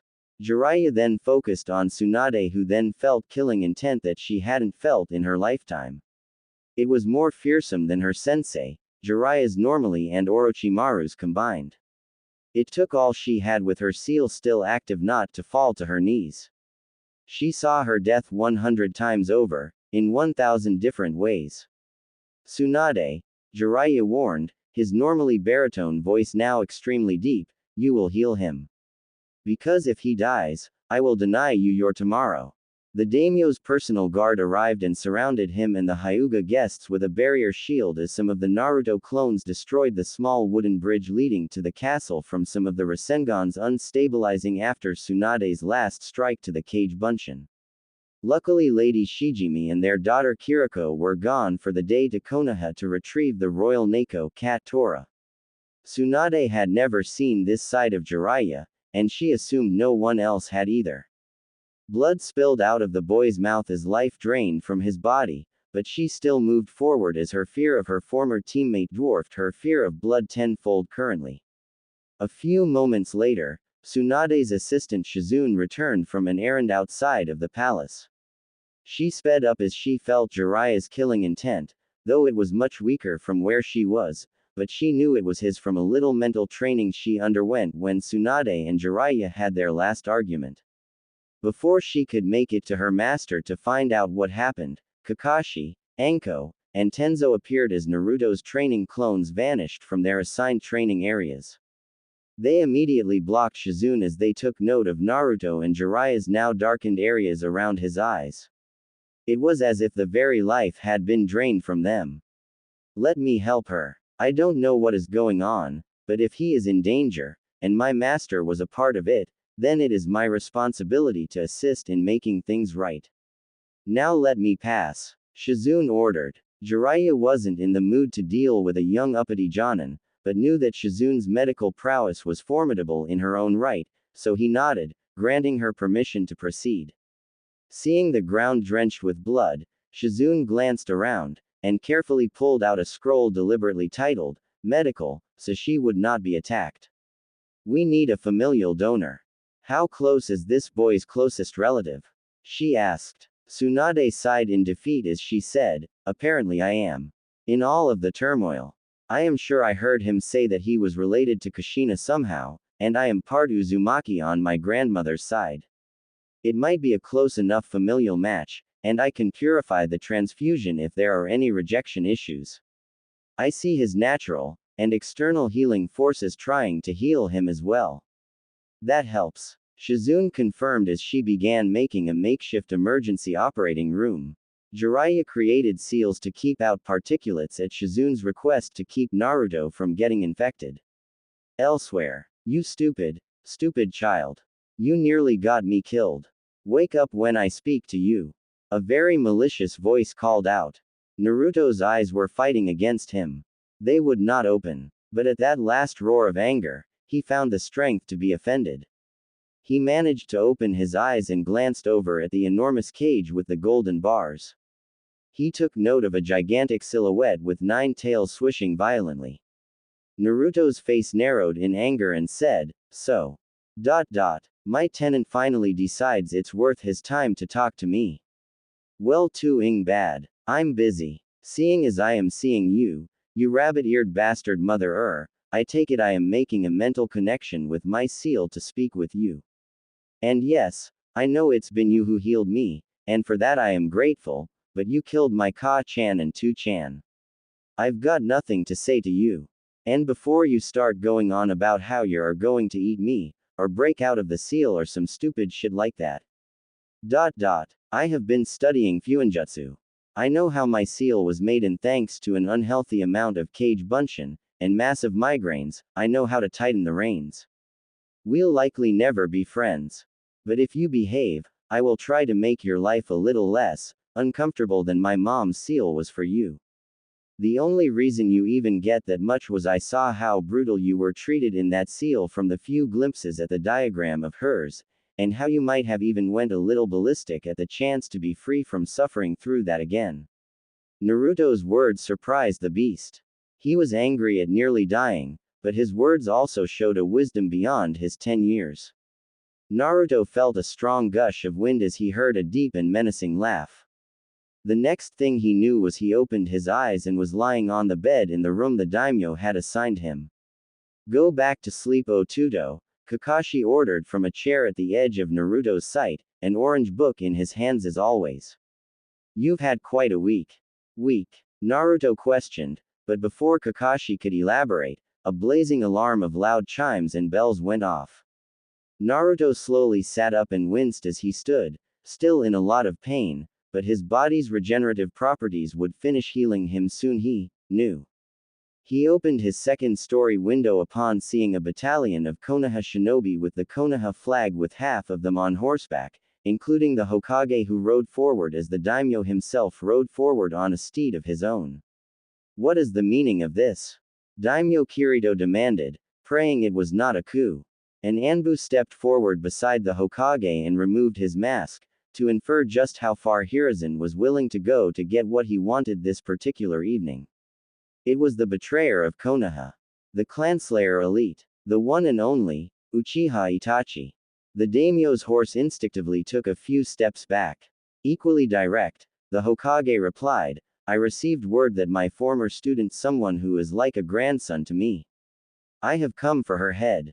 Where is Senju Tsunade? Where is the woman who has killed the boy I loved as if he were my own? The woman who would dare kill Uzumaki Naruto. He screamed out in anguish and rage. Oi Gigi. Naruto's voice carried across the yard from his window. The Sandaime Hokage froze for less than a second and then tried to dispel any genjutsu, as did a few of his generals Nara Shikaku and Shimura Danzo. Nah. Naruto, my boy, is it really you? He asked carefully. Where are you? In my room, old man. What does it take to let a guy heal and get some sleep around here? Hiruzen placed his hand in the hold position and his troops fell silent, and stilled their trigger-happy weapons and jutsu. The Hokage then dismounted and knelt before his daimyo. The rest of his forces did the same. Please forgive this old fool daimyo-sama. I still want Tsunade's head in a hand basket, but I should have confirmed his death first. The daimyo laughed and said, I was the one who ordered you informed of his death. If I would have known you'd answer with this, I would have tested you much sooner. The daimyo yelled to Naruto, sorry Naruto, but it looks like this old geezer has a few more years in him as Hokage. Damn, I was looking forward to taking the hat in a year. Oh, and where is Tsunade? I've still got a bone to pick with her. She is to be executed in 2 hours' time. The daimyo sighed and said much more seriously. If you must see her, do it now. Oi, daimyo-sama. Seeing as it was me she tried to kill, shouldn't I get a say in whether she dies or not? Naruto stated, remember lessons the daimyo himself gave him on politics and law. The daimyo contemplated it for a moment, and then stated, your voice will be heard and you will have a say, but the final decision remains mine. Are we clear, Master Uzumaki? Yes, Sir Daimyo-sama. Naruto agreed reluctantly. Thank you. All of this time Kakashi was outside of view, palming his face. Mini Omake. With the daimyo. So Hiruzen, care to tell me why the murderer of a clan is here under the banner of the leaf? Oh shit. Hiruzen realized. Ninja, vanish. Mini Omake over. 10 minutes later, the castle dungeon. Tsunade sat shackled with suppression seals to prevent her from accessing her devastating enhanced strength, or any other chakra-related skills. She was sweaty, dirty, and had not been allowed to eat until Shizune threatened not to perform an emergency surgery on one of the returning guardians from a mission. Her chakra suppressed also blocked her youthful look from covering her actual age. The guard knocked on the specialized chopping block's cell door out of courtesy, as his wife who had passed was a medic and all but worshipped Tsunade. He treated her kindly due to that, much to the daimyo's annoyance, but allowed it upon finding out the reason. That is also why Tsunade had managed to only pass out a few times, as he had snuck her water and a few pieces of bread via Shizune. Come, Tsunade said, as if she had a choice, but she appreciated the appearance of dignity, even if only a little bit. You have visitors. The young man you had an altercation with wishes to speak with you alongside his attendant. Thank you. You do your uniform proud, young page. Tsunade called, having learned the young man had been a fan of the old tales of knighthood from eons past. He chuckled slightly and led in the attendant and a wheelchair-bound Naruto, who rolled their eyes. Tsunade's eyes never left the wall as she asked, coming to see your first execution, brat? But there was no anger behind her words. She seemed content in the fact that she was leaving the world of the living. Ready to apologize yet? Naruto asked with an equal calm. Tsunade's eyes scrunched up slightly in annoyance. I am about to die because I lost my temper on Ugaki. I am sorry I hurt you so bad. I am an adult and should have known better. More importantly, I am a shinobi. Retired or otherwise. That was uncalled for and I am sorry, she gritted out sincerely. Naruto smiled a little as he replied. Not what I meant. I mean about our family and the Sandaime. I could care less that you beat me to within a centimeter of my life. I want to live, yeah. But I am a ninja. Or at least a ninja in training. I knew damn well I would get my handed to me on a platinum platter trying to take on a Jonin, much less one of the Sannin of the Leaf. I am a moron, but not actually stupid. And I know that no matter what happens tonight, I will be beaten to within an inch, rather than a centimeter of my life until my godfather and the rest of my sensei multiple times until they feel I have learned my lesson and haven't went off half again. But I knew that I stood no change against you. I even knew I could potentially die, but I have no family left in this world that I know of. So I wanted to at least try to get us on the same page before your execution. Tsunade blew her lips together childishly, then sighed and said, I have a lot of issues with those wanting to be Hokage. It was what my brother and former lover Dan wanted before they died in the last great ninja war. But maybe you will prove me wrong, and that being Hokage is not a fool's game. And I guess I am sorry. And I wish you luck Namikaze Uzumaki Naruto. My necklace, my assistance has it, the guard here will inform her that it is yours now, future Hokage of the Hidden Leaf, she said with a small smile. Naruto then asked his attendant, please remove your hood daimyo-sama. Because of her sealed condition, she did not sense the daimyo's chakra. She bowed to him. Naruto then started, as heir apparent to the Namikaze name, the Uzumaki clan, and as Senju Tsunade has not been in Konoha in 10 years, I under my adopted grandfather Senju Hashirama act as heir apparent to the Senju as well. I ask that Senju Tsunade not be executed, nor expelled, but return to the duties of a shinobi under my care and supervision as my personal medic and additional sensei for no less than 10 years. These duties would supersede duties to Konoha as she would be my personal attendant, but I can't see letting the best medical nin in the known world be taken from us. Also I ask as a personal favor Daimyo-sama to spare my family. Oh yeah, and train Hinata-chan too. That should keep Hyuga-sama from causing too much trouble. I'm sorry Naruto, but I will not be seen as weak. She attacked one of my guests with lethal force. Execute her, the daimyo replied. Two gigantic bulking mass of muscles entered the room brandishing two enormous axes. Both had stocking-like mask covering their faces. Naruto's countenance changed from one of humility to one of defiance. He stood up, walked over and stood in between the men in front of Tsunade. His body was weak, and he could barely stand, but he would be damned if she died and he didn't.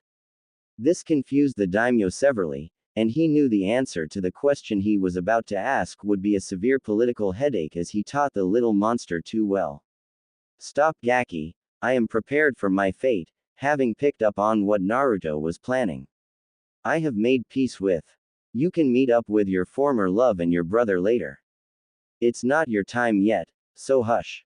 As for you Daimyo-sama, Naruto still spoke respectfully despite his mounting anger. I instigated the fight by egging Tsunade on. Despite her personal opinion, I was the one who pushed her into a fight. I used deadly jutsu against her on the daimyo estate to which she defended herself. I know you are all about appearances. I understand how important that is thanks to you, but I refuse to one day become Hokage and know that I was such a hypocrite.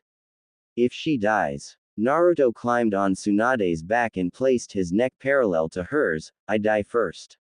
It was a grueling night for the daimyo, dealing with the paperwork and in the final exams for Naruto to finally return to Konoha.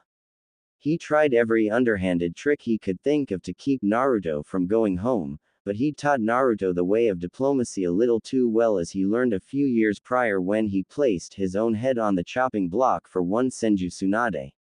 But he would not lament on that. He was drawing up legal documents alongside his attorneys, ensuring Konoha attempted nothing underhanded concerning Naruto.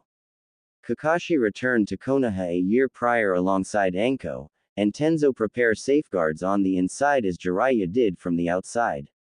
Tsunade and Shizune grew much closer to Naruto than either thought possible, but Naruto placing his life on the line for Tsunade, despite everything that occurred between them, it was almost a given that Tsunade would come to love her oddly liberal master as her own son. He had won her life, but her freedom was not hers. She was essentially a servant to the 13-year-old powerhouse. But servant she would stay without complaint if he remained as noble and true as she knew him now. Her only gripe is that he would not call her anything but Ba-chan, after finding out about her youth jutsu.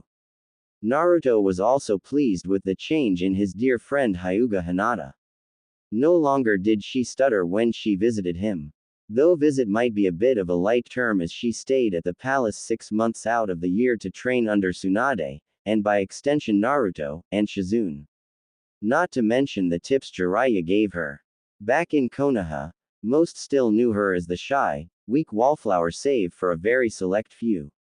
Not even the Hokage was aware of her true power. It was something she was aching to reveal, when the time was right. She hoped that time came soon. Hinata also found that she and Naruto were gifted in the equestrian arts, and shared a great love of horses. Daybreak finally came where Naruto in his black martial arts gi, Tsunade, Jiraiya, Shizune, and Hinata stood at the front gates of the High no Kuni Palace. Daimyo Kirito stepped forward in front of his guards and asked, "What is more important than power and prestige?" Naruto didn't hesitate. "Come on, old man Kirito, you can do better than that." Everyone's jaw dropped except for the daimyos, who chuckled slightly and said, "Remember Naruto-kun, only when it's just us are you to call me that." Naruto looked around and said, "It is just us. You, me, and our family," referring to the daimyo's wife Lady Shijimi, his daughter Kiriko, the 10 guardsmen, and his Konoha troop. Kirito rolled his eyes slightly, but chucked again. "All right, you win this round, little bastard." To which Naruto smirked, and replied, "And to answer your question, it's comrades." As disobeying the rules of those in power might be seen as a bad thing, but deserting your friends, family and comrades in arms. No question.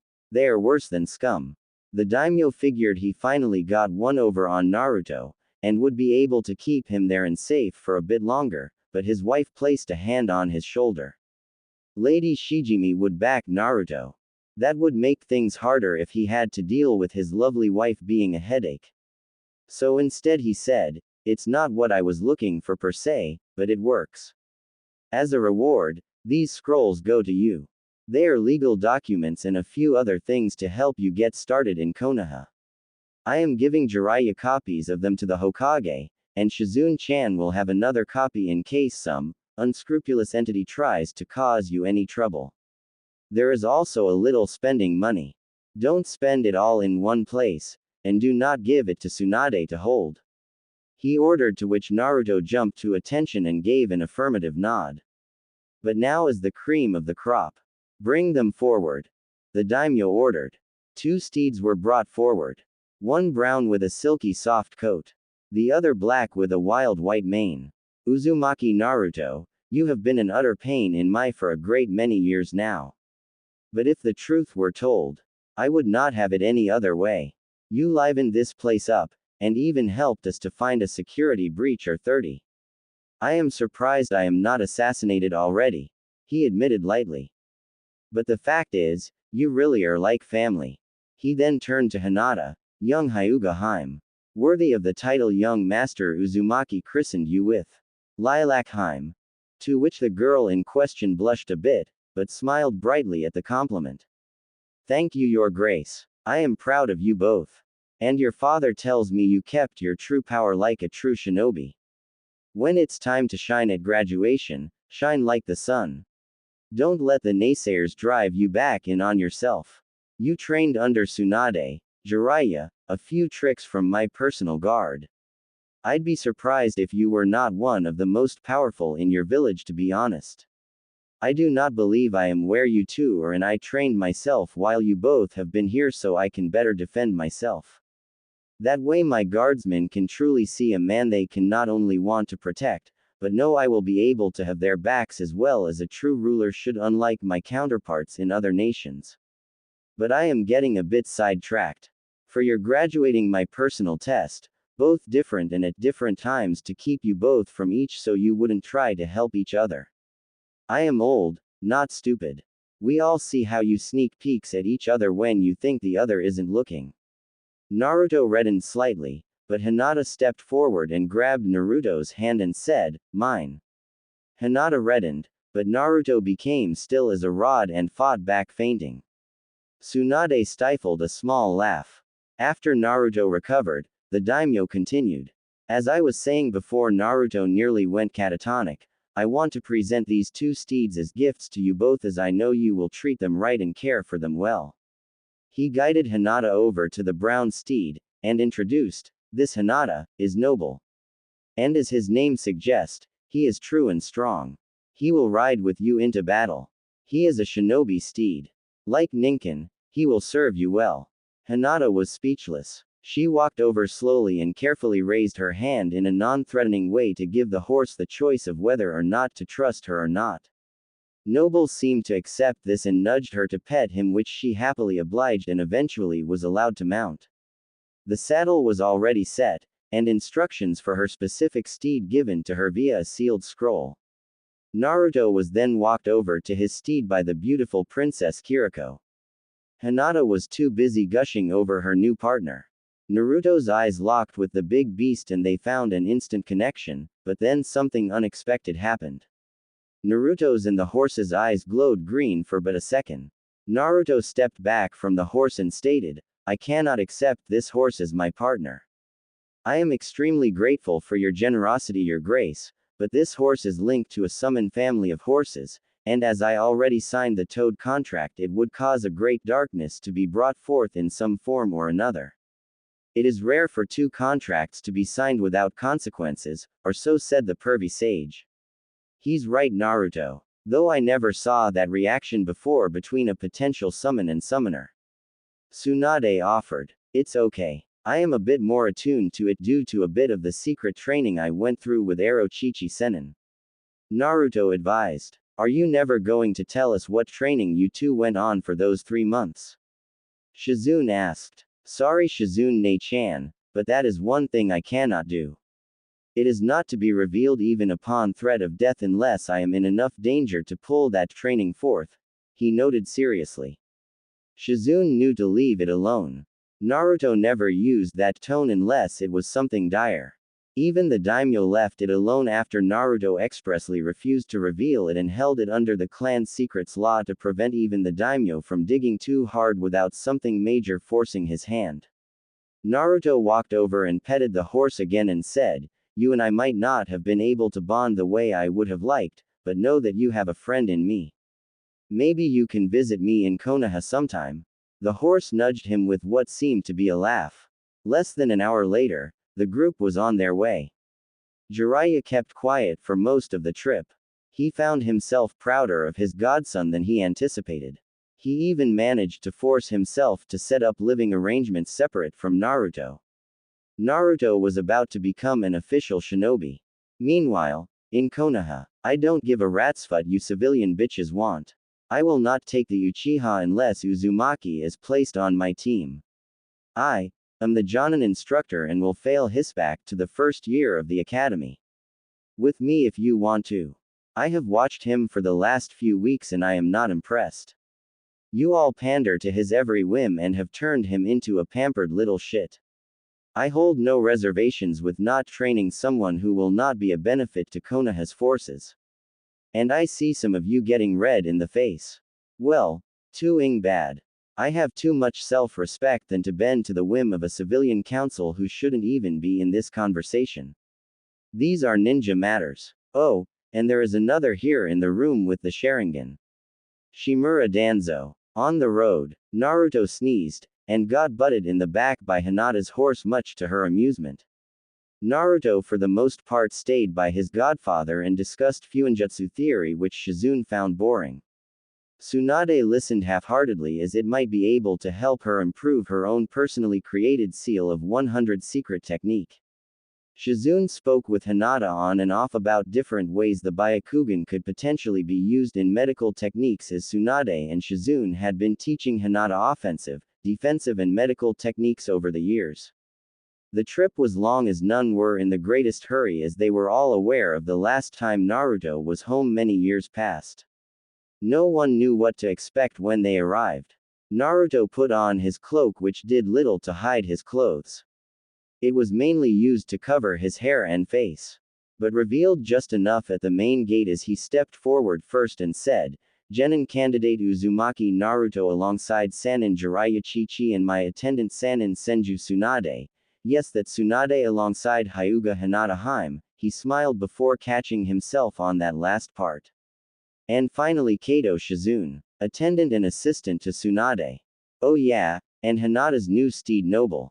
One of the guards glanced up and then jumped to his feet. His partner did the same but did not draw a weapon as his partner seemed more shocked than guarded. Upon glancing at the two Sanin and the Hyuga heiress, the two guards bowed to everyone and offered a unified, welcome home all. Naruto allowed a light nervous laugh and said, if all it took to get treated like this was to drag my godfather and Ba-chan home, I would have came back years ago. Oi brat, one guard started. But before anyone from Jiraiya's camp came to his defense, the guard placed his hands up in surrender and said, relax please. I wasn't going to insult him. I was just going to say it's been boring around here without you to keep our younger Chunin and Anbu chasing you. It made this job so much more fun. Naruto puffed out his chest in mock pride and saluted, consider Uzumaki Naruto back on prank patrol, but on light duty as I am about to become a nin and won't be able to get away with half as much. Good to have you back, though I could have sworn you had blonde hair last time I saw you. One guard tested though he knew from reports Naruto's hair had changed. Naruto sighed and said, I'm of the Uzumaki clan which had red hair. I am guessing my clan's dominant traits finally started kicking in. But other than that, I am not really allowed to speculate on. Anyway, it's been fun, but I am sure Jiraiya has some research to do after so long. Bless you dear child, Jiraiya said with a small lecherous smile. Tsunade bristled, but Naruto placed a hand on her shoulder and said, no brutally beating up Jiraiya unless he does something extremely stupid. You promised. He is my godfather. Why do you even bother asking? You know I am bound to you by seal via Jiraiya. Why do you give me so many choices? Tsunade asked. Naruto simply smiled as they strolled and replied, because it took a great many years for you two to become friends again, and I want to foster at least that friendship as it can be a great asset when I take the chair. I don't want my advisors at each other's throats. And having an advisor with her own free will to challenge me will make me a better leader for it. You are my servant in nearly nothing but name. If you want your freedom, I can't give it to you as the daimyo won't allow it, but I will give you as close to it as I can. Why do we have to keep going over this? Tsunade smiled and said, simple. To make sure you're real. Anyone else would have let me die all those years ago, but not only did you fight for me, but you challenged the daimyo for his seat, you crazy little bastard. She laughed. Flashback. 3 years. Palace de la Daimyo, lol, execution quarters. Namikaze Naruto, move your right now. The daimyo finally roared. No chance. And for the last time, my name is Uzumaki Naruto. Don't forget it. Don't like it, kill me. Better yet, I challenge you for your seat. I am not letting her die. She is family. And I don't go back on my word. That's my nindo. My shinobi way. From that moment on, the daimyo knew not to underestimate how far Naruto would go for his friends and family. Instead of punishing Naruto, he did everything he could to make Naruto the best potential person he could. It would not be easy, but Naruto would have the best tutors in the shinobi arts, political arts, even seduction arts. He would tear down the image of what a ninja is and would rebuild it better than ever before. Shortly after dropping Noble at the Konoha Inuzuka stable and getting him settled in, the group made their way to the Hokage Tower. Hokage stairway to the top floor. The Hokage's secretary, still as old, wrinkly and evil looking as before, but did not greet him as expected. She took a note of the entourage and then Naruto. She pressed a red button on desk which let the Hokage know VIPs had arrived. She then stood and walked around to the front of her desk and greeted, "Good afternoon Master Uzumaki, Master Jiraiya, Mistress Tsunade, Lady Shizune, and Lady Hyuga. Please forgive the lack of refreshments. I was not expecting you today, otherwise I would have prepared ahead of time." Naruto walked forward and stated, "We thank you for your consideration, Seker, excuse me. Executive Assistant San." The secretary was obviously annoyed at having to speak so politely to Naruto, but his attitude and show of respect stymied a great deal of that animosity. After receiving the return signal for the go-ahead, she showed the group in. Hiruzen stood. His anger finally abated towards Tsunade all those years ago for what she nearly did to Naruto. As I live and breathe. To think I would ever see this group in my office is a bit of a shock to say the least. He then took note of something that looked similar if not a bit different from his son's own sign of service to the daimyo. Naruto, I would love to welcome you home with open arms, but I was hoping it would be so you could join the ninja forces. But that sash says. Naruto grinned and held up his hand and informed, I am a standing captain on reserve in case I ever run into one of the daimyo's squadrons. I can assume command should the need arise, as I earned that right when I saved him from a few assassination attempts by finding constant security threats that kept popping up until one of the servants committed seppuku. The daimyo then had me train with his standing army and given command on a few smaller missions, one of which protected his wife and daughter. I've proved my worth, and had one hell of a time getting him to release me to come home. You receive my letters, I take it. To that Hiruzen laughed and pulled out a scroll and unfurled it. This was the most recent one. It says, and I quote, "Keep my chair warm, old man, I'm coming home soon. I will be ready whenever you are ready to give it up. And believe me when I say I am bringing the skills to back it up. Shinobi, and political. I plan on being the Godime Hokage. Believe it. I am doubtful of all of these boasts, however, Naruto-kun. A captain in the daimyo's guard. None of your companions seem to be backing your story." This time Naruto quipped, "Oh, this is no prank, old man. I asked them not to. But I did tell Kakashi to inform you when you finally asked if I was beasting you. But if it's okay, I think I would like to go visit some friends with Hinata-chan. You can see me whip some uppity genins during the exams tomorrow. Oh yeah, I don't want to be promoted straight to Jonin or Chunin despite my skill. I am going to need to prove my worth. So, even if you agree that I can back up my claim, maybe give me a little more operational control of a team than a standard genin, maybe as assistant captain." You seem rather sure of yourself, Naruto, Hiruzen noted with a touch of disappointment. Don't sound so disappointed. If I am being 100% honest. I beat Tsunade with her seal release 4 out of 10 times, but I had to hide my abilities from even her, meaning she only saw the bare basics of certain clan techniques. Hiruzen shivered slightly. If Naruto drew on his clan's famed jutsu, he might actually be able to back up what he was talking about. Excuse me, Hokage-sama. Hinata stepped forward without her usual stutter, which was odd in and of itself, but her next words made him wonder if he was in some form of genjutsu. But Naruto-kun isn't the only one who's been holding out on his real skills. I am actually far more than genin in skills. Hiruzen actually discreetly attempted a kai release which failed. He then pinched his arm and felt pain, so knew it wasn't a dream. After you pass the genin test, you two are taking the jonin exams. No, I won't force you to promote just yet, but I need to know if you both are pulling my leg. If you are going to be doing D-rank missions for the next 4 months. Jiraiya fell asleep on the window sill, and Tsunade looked a bit bored, but was still kind of glad to be home. Naruto and Hinata left the adults to play and for Hiruzen to try to pry the Uzumaki estate from Jiraiya, but soon learned Naruto would take the secrets to the grave as he would not even share the power to get inside, and Tsunade made it abundantly clear that she stood by Naruto. While Hiruzen would do anything he could to make the village stronger, he could not help but be proud of all three for protecting what was rightfully Naruto's, and not budging. He was Hokage, and needed to put on some sort of performance dealing with the civilians, but after Kakashi's explosion earlier, it meant he really did need to wrangle a bit of power back from them. So he wouldn't pursue Naruto's wealth of knowledge or money likely obtained from the daimyo. Hinata knew exactly where Naruto was going first. Upon arrival, She grinned like the cat from her favorite childhood book. The Cheshire Cat from Alice's Adventures in Wonderland.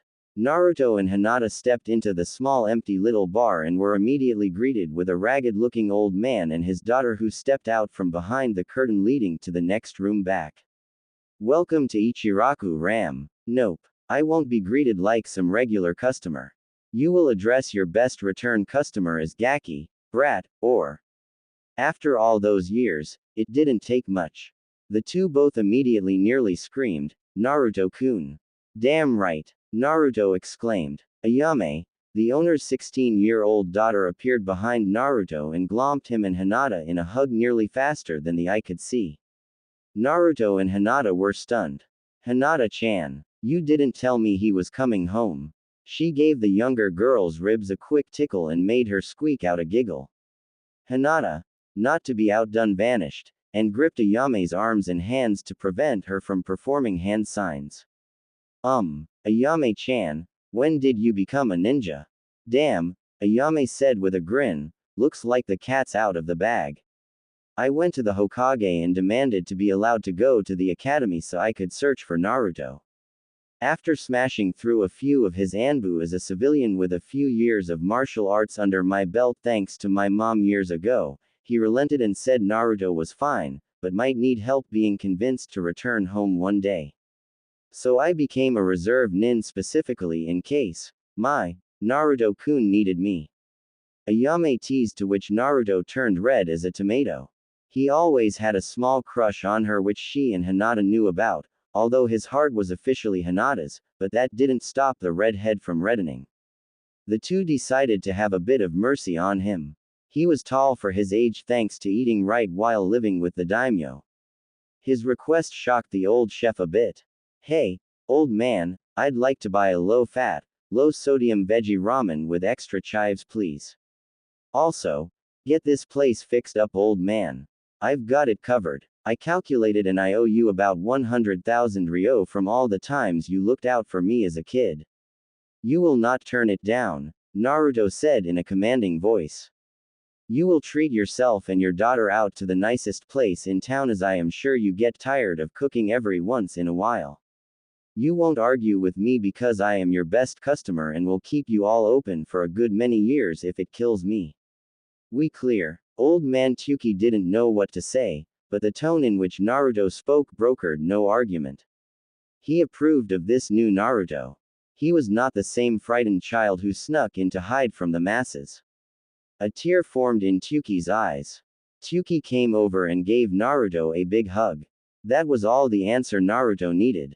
Tuki closed shop for the day and the four of them ate together and fellowship ensued. It was good to have Naruto home. Naruto and Hinata made their way to the different shops where Naruto laid a few of the owners on their asses and reminded them he was no longer the same weak little boy. He was a trained shinobi of high order who had lived with the daimyo for years, and if they didn't like it, Kirito-sama would gladly have a talk with them if the Hokage didn't handle it first. That is, if Naruto didn't talk to them in much more detail himself. He received less trouble in some stores due to the Hyuga heiress being at his side. The power of that name sent fear and respect through the ninja world. After making his purchases, Hinata accompanied Naruto to his home, in which Naruto created nearly 100 kage bunshin as the LST time he tried to go in through the front door to his family's estate. There was bloodshed. Someone obviously tried to force their way past the barriers set. He was glad to see none succeeded. But he didn't tell Hinata what he found as to not worry her, but the fact that he'd secretly been teaching her Fuinjutsu didn't help, as she'd gotten a look on her face before entering. Her Byakugan activated as well. After inspecting the internal structures, while making sure not to invade Naruto's privacy, she said, I tried to be as unobtrusive as possible, but I had to check. It's safe with the exception of safeguards already put in place, it seems. Naruto shook his head and said, well, now that you have had a look around, maybe I should officially do this. Naruto drew Hinata in and gave her a gentle kiss and released it.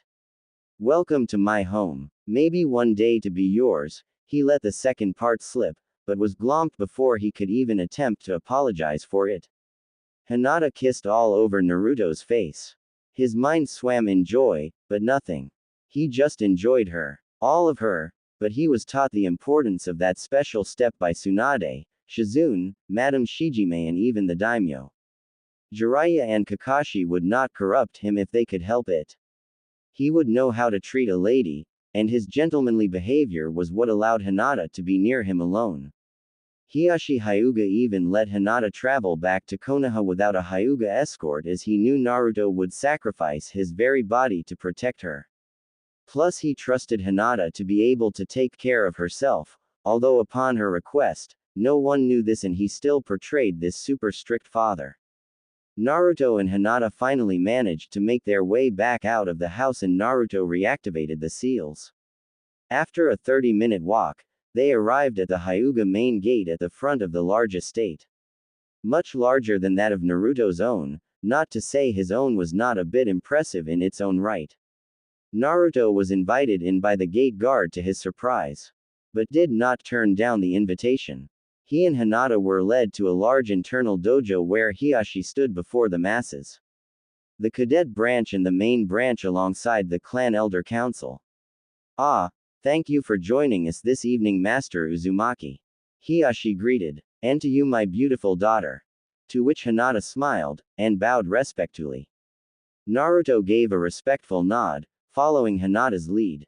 Hiashi then continued. It has come to my attention that some here believe Hinata is not strong enough to lead the clan and her sister should be made heir. And some are about to whine that the, quote, unquote, demon should not be here, to which Naruto laughed as he gave Hiashi the script to go by when this day came. He just didn't know it would be so soon. Naruto then jibed, careful there Hiashi-sama. Don't want to make the boss mad by breaking his law. Oh yes. How right you are Naruto Dono. Hiashi asked, Hinata, would you mind sparing with your sister without holding back as usual? I fear I cannot do that, father. I would likely kill her even going at 20% of my true power. She lies. She is a weakling, Hiashi's own father stated. Hinata turned and smiled sweetly at her grandfather and stated, you were former head of the Hyuga grandfather. I would be honored to test my mettle against you. I mean, if you feel you are up to it, honored elder. No mouth was left closed after that. Not even Naruto's. Hinata wasn't done yet. And if you beat me, Hinata taunted, I will willingly go into the cadet branch and be given the caged bird seal, and we all know how I feel about that accursed thing. A chance like this won't come again, the old Hyuga noted. A chance to humiliate that upstart granddaughter of mine and preserve the Hyuga traditions. The elder stood and cracked his knuckles. Hiashi could not stop this, for if he did he would be seen as weak and possibly removed as clan head. This got out of hand much quicker than he ever thought possible. I hope you are really as strong as we both think you are, Hiashi worried internally, while stone-faced. Hinata stepped forward and stated, all it will take is one hit. One hit on you and this fight is mine. I will look forward to wiping that arrogant look off your face. It's not arrogance, grandfather. It's confidence. A confidence I hid for many years. I look forward to showing just how justified I am in having it. Hinata then tapped a spot on her arm with a jolt of chakra and commanded, Kai, which released her gravity and weight seals. Naruto. Being Naruto then threw out, okay, who's betting? I'll put 25,000 on Hinata, dropping the honorable elder in 10 seconds. After a few seconds Naruto started to feel silly until Hiashi spoke and said, I love my daughter, but I think it will take 15 seconds for her to win. I'll put 25 on 15 seconds. After the few seconds shock, main and cadets were making bets as Naruto used Kage Bunshin to keep up with the bets. After all bets were in, Hiashi sat beside his youngest daughter and said, you are in for a treat, my daughter.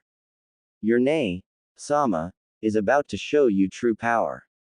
Hyuga Hanabi was nearly floored at the confidence her father was showing in her older sister. Hiashi then said, Hajime.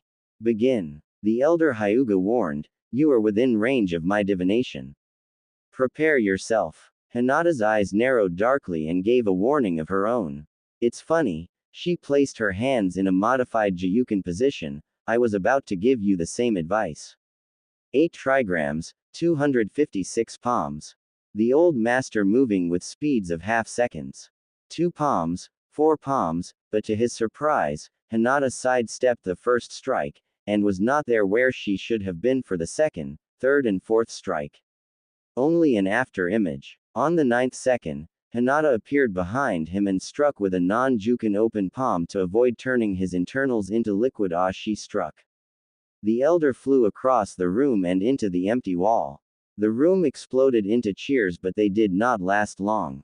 Even though she'd won the battle, there was one more thing that had to be addressed.